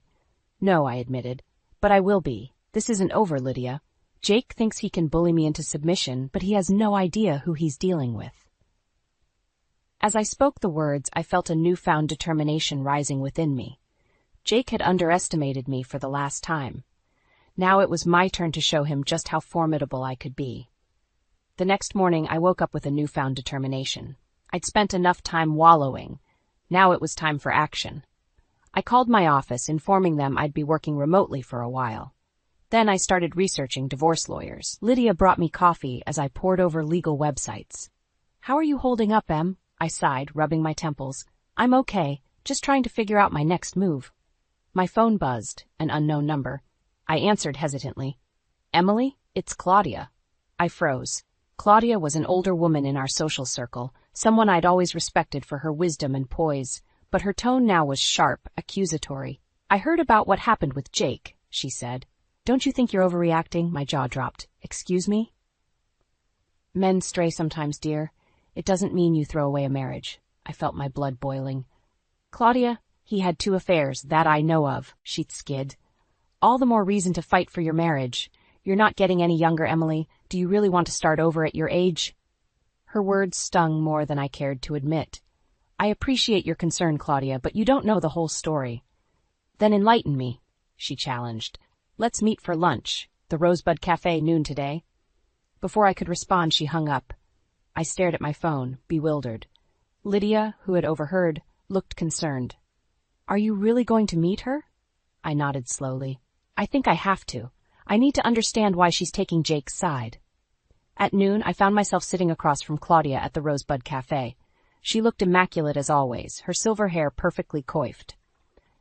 Emily, dear, you look dreadful, she said by way of greeting. I bit back a retort. It's been a difficult week, Claudia. She waved a hand dismissively. All the more reason to reconcile with Jake. He's a good man, Emily. Everyone makes mistakes.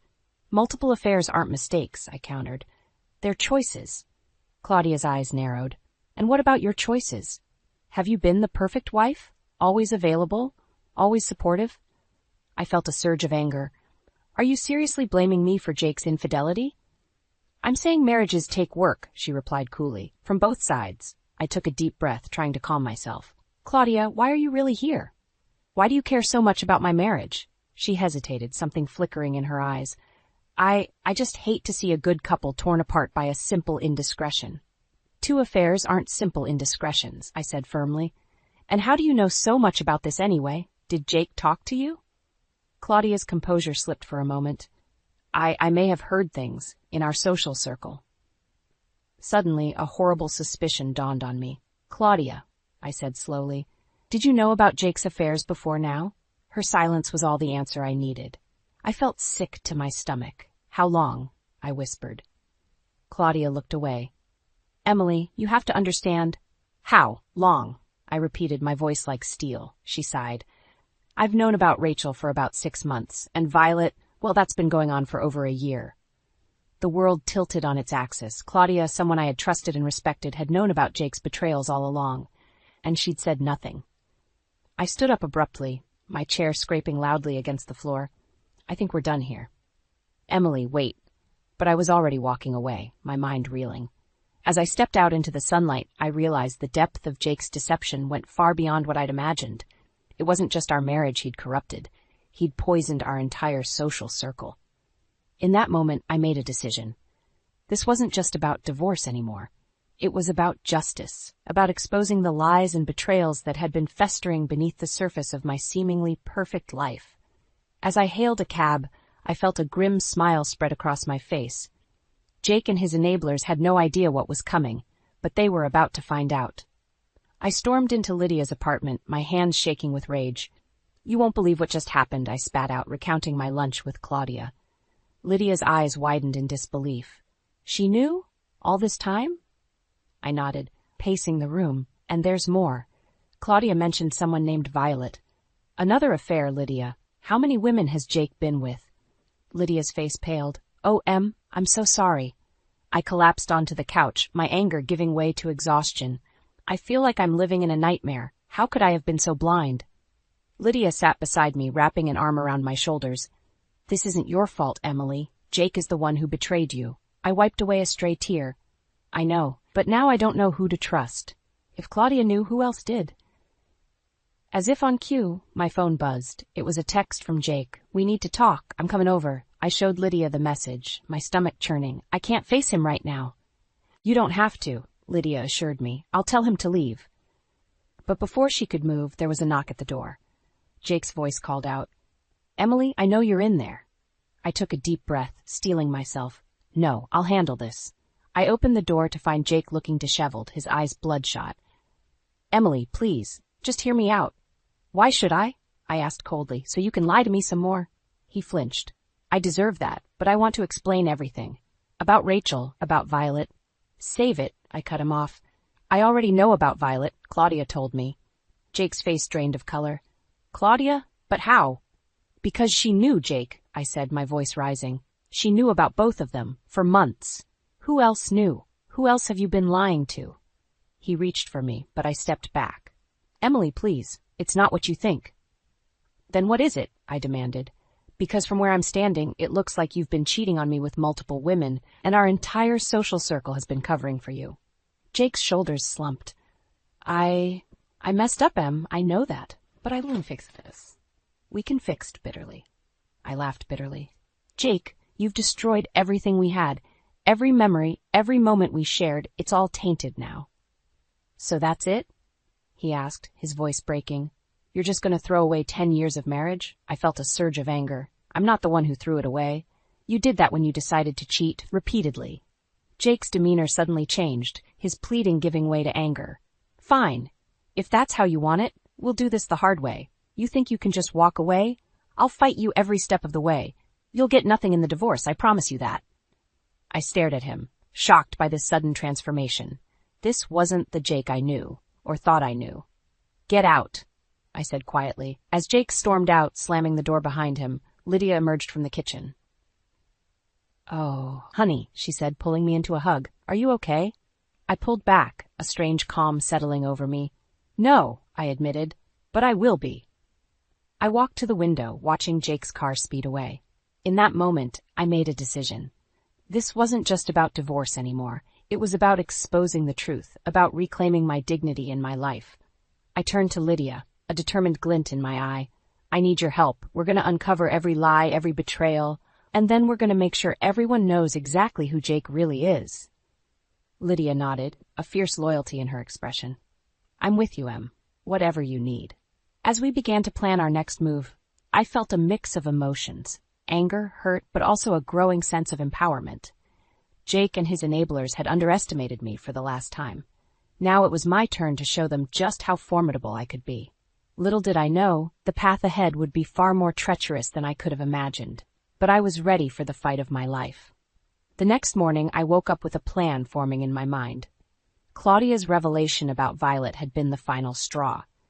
It was time to confront Jake and uncover the full extent of his deception. I called Lydia and Claudia, asking them to meet me at the coffee shop near Jake's office. To my surprise, Claudia agreed, sounding remorseful and eager to make amends. As we gathered at the cafe, I laid out my strategy. "Jake told me he's staying at the Westview Hotel because of my overreaction," I explained, my voice dripping with sarcasm. "We're going to surprise him there."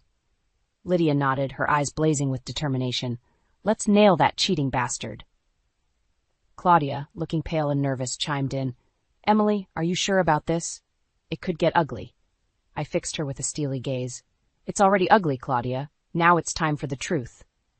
We took a cab to the Westview, my heart pounding with each passing minute. As we approached Jake's room, I heard muffled voices from inside. My hand trembled as I raised it to knock. The door swung open, revealing Jake in a bathrobe, his hair disheveled, his eyes widened in shock. "Emily, what are you?" I pushed past him into the room, Lydia and Claudia close behind, and there, sitting on the rumpled bed, was a woman I didn't recognize. Violet, I presumed. Well, I said, my voice eerily calm. "Isn't this cozy?" Jake's face drained of color. "Emily, I can explain." "Save it," I snapped. "I'm done with your explanations and your lies." Violet stood up, wrapping a sheet around herself. "Jake, who are these people?" I laughed bitterly. "I'm his wife. Or soon-to-be ex-wife, I should say." Jake's eyes darted between us, panic setting in. "Violet, I'm sorry. I didn't mean for this to happen." "Oh, spare us," Lydia interjected. "You didn't mean for any of it to happen, did you? Not Rachel, not Violet, not any of the other women you've been with." Jake's head snapped up. "Other women? What are you talking about?" Claudia stepped forward, her voice shaking. "Jake, it's time to come clean. About everything." As Jake sputtered and tried to defend himself, the full extent of his betrayals came to light. It wasn't just Rachel and Violet. There had been others, colleagues, friends, even our neighbor's college-age daughter. Each revelation felt like a knife twisting in my gut. Violet, looking as shell-shocked as I felt, gathered her things and fled the room. I couldn't blame her. She was as much a victim of Jake's lies as I was. "How could you?" I whispered, tears stinging my eyes. "Was anything in our marriage real?" Jake reached for me, his eyes pleading. "Emily, please. I love you. We can work through this." I recoiled from his touch. "Love? You don't even know the meaning of the word." Just then, the door burst open again. To my utter shock, Jake's parents, Arthur and Debbie, stormed in. "What in God's name is going on here?" Arthur bellowed. Debbie's eyes widened as she took in the scene. "Jake, honey, what have you done?" As Jake tried to explain to his parents, I felt the room closing in on me. The voices around me became a cacophony of accusations, excuses, and recriminations. It was all too much. "Enough," I shouted, silencing the room. "I can't do this anymore." I turned to Jake, my voice breaking. "We're done. For good. I'll have my lawyer contact you about the divorce." As I walked out of that hotel room, leaving behind the shattered remains of my marriage and the life I thought I knew, I felt a strange mix of despair and liberation. The worst had happened, my deepest fears realized, but I had survived. Little did I know, the true test of my strength was yet to come. The battle for justice and retribution was only just beginning. I stood in the hallway of the Westview Hotel, my heart pounding in my ears. The confrontation with Jake had left me reeling, but I knew it wasn't over. As if on cue, the elevator dinged, and out stepped Rachel, Jake's first mistress. "Emily?" she gasped, her eyes darting between me and the open door of Jake's room. "What's going on?" Before I could respond, Jake appeared in the doorway, his face ashen. "Rachel, what are you doing here?" The hallway erupted into chaos. Rachel, realizing she wasn't Jake's only affair, began shouting accusations. Jake's parents, still inside the room, emerged to witness the spectacle. Lydia and Claudia stood by my side, offering silent support. "Enough," I shouted, silencing everyone. "We're taking this inside, now." As we filed back into the hotel room, the tension was palpable. Jake stood in the center, surrounded by the wreckage of his lies. His parents, Arthur and Debbie, looked shell-shocked. Rachel glared daggers at both Jake and Violet, who was still trying to make herself invisible in the corner. "Jake?" Arthur's voice was low and dangerous. "Explain yourself, now." Jake's eyes darted around the room like a cornered animal. I don't know what to say. I messed up. I'm sorry." "Sorry?" I laughed bitterly. "You're sorry? You've been cheating on me for years, Jake, with multiple women, and you're sorry?" Debbie turned to me, her face a mask of confusion and hurt. "Emily, dear, surely there's been some misunderstanding. Jake wouldn't." "Oh, but he would," Claudia interrupted, "and he did. I've known about Violet for months." The room exploded again. Arthur rounded on Claudia, demanding to know why she hadn't said anything. Rachel and Violet began arguing over who Jake had been with first. And through it all, Jake stood silent, his world crumbling around him. I felt a strange calm settle over me. "I want a divorce," I said, my voice cutting through the noise, "and I want everyone to know exactly what kind of man you are, Jake." Jake's head snapped up. "You wouldn't dare." "Watch me," I replied, pulling out my phone. "I'm going to call every friend, every colleague, every client you've ever had. I'm going to tell them all about your affairs, your lies, your betrayals." "Emily, please," Jake begged. "You'll ruin me." "You ruined yourself," I shot back, "and you ruined us." As I dialed the first number, Jake lunged for my phone. In the scuffle, it slipped from my grasp, clattering to the floor. The screen lit up with an incoming call, from a number I didn't recognize. I answered it on speakerphone. "Hello? Is this Emily?" a woman's voice asked. "I'm Sarah. I think we need to talk about Jake." The room fell silent as Sarah's story unfolded. She wasn't just another mistress, she was pregnant with Jake's child. I felt the floor drop out from under me. This was it, the final betrayal, the one that shattered any lingering doubt or hope. I looked at Jake, seeing him clearly for the first time. He wasn't the man I loved, the man I married. He was a stranger, a liar, a cheat. "Get out," I whispered, my voice trembling. "All of you, get out." As the room emptied, leaving me alone with Lydia, I felt something break inside me. The tears I'd been holding back for days finally came, a torrent of grief and rage and betrayal. Lydia held me as I sobbed, whispering words of comfort. But beneath the pain, I felt something else stirring, a fierce determination. Jake had taken so much from me, but he wouldn't take my dignity, my strength, or my future. As I wiped away my tears, I knew this wasn't the end. It was a new beginning. One where I would reclaim my life, my happiness, and my power. Jake's reign of deception was over. Now it was my turn to rise from the ashes of his betrayal. 6 months after that fateful day at the Westview Hotel, I stood in the courtroom, my heart pounding as the judge delivered her verdict. Jake sat across from me, a shadow of the man I once loved, his face haggard and defeated. "In the matter of Emily versus Jake, this court grants the petition for divorce," the judge announced. Furthermore, given the evidence of Mr. Jake's infidelity and financial misconduct, the court orders substantial alimony payments to Mrs. Emily. I exhaled slowly, feeling a weight lift from my shoulders. It was over. I was free. As we left the courtroom, Jake approached me, his eyes pleading. "Emily, please, can we talk?" I held up a hand, stopping him. "We have nothing left to say to each other, Jake. It's done." Lydia appeared at my side, linking her arm with mine. "Come on, Em, let's get out of here." As we walked away, I heard Jake call out, "I'm sorry, Emily, for everything." I didn't look back. Outside, Claudia was waiting, looking nervous and ashamed. "Emily, I don't know how to make this right." I faced her, my voice steady.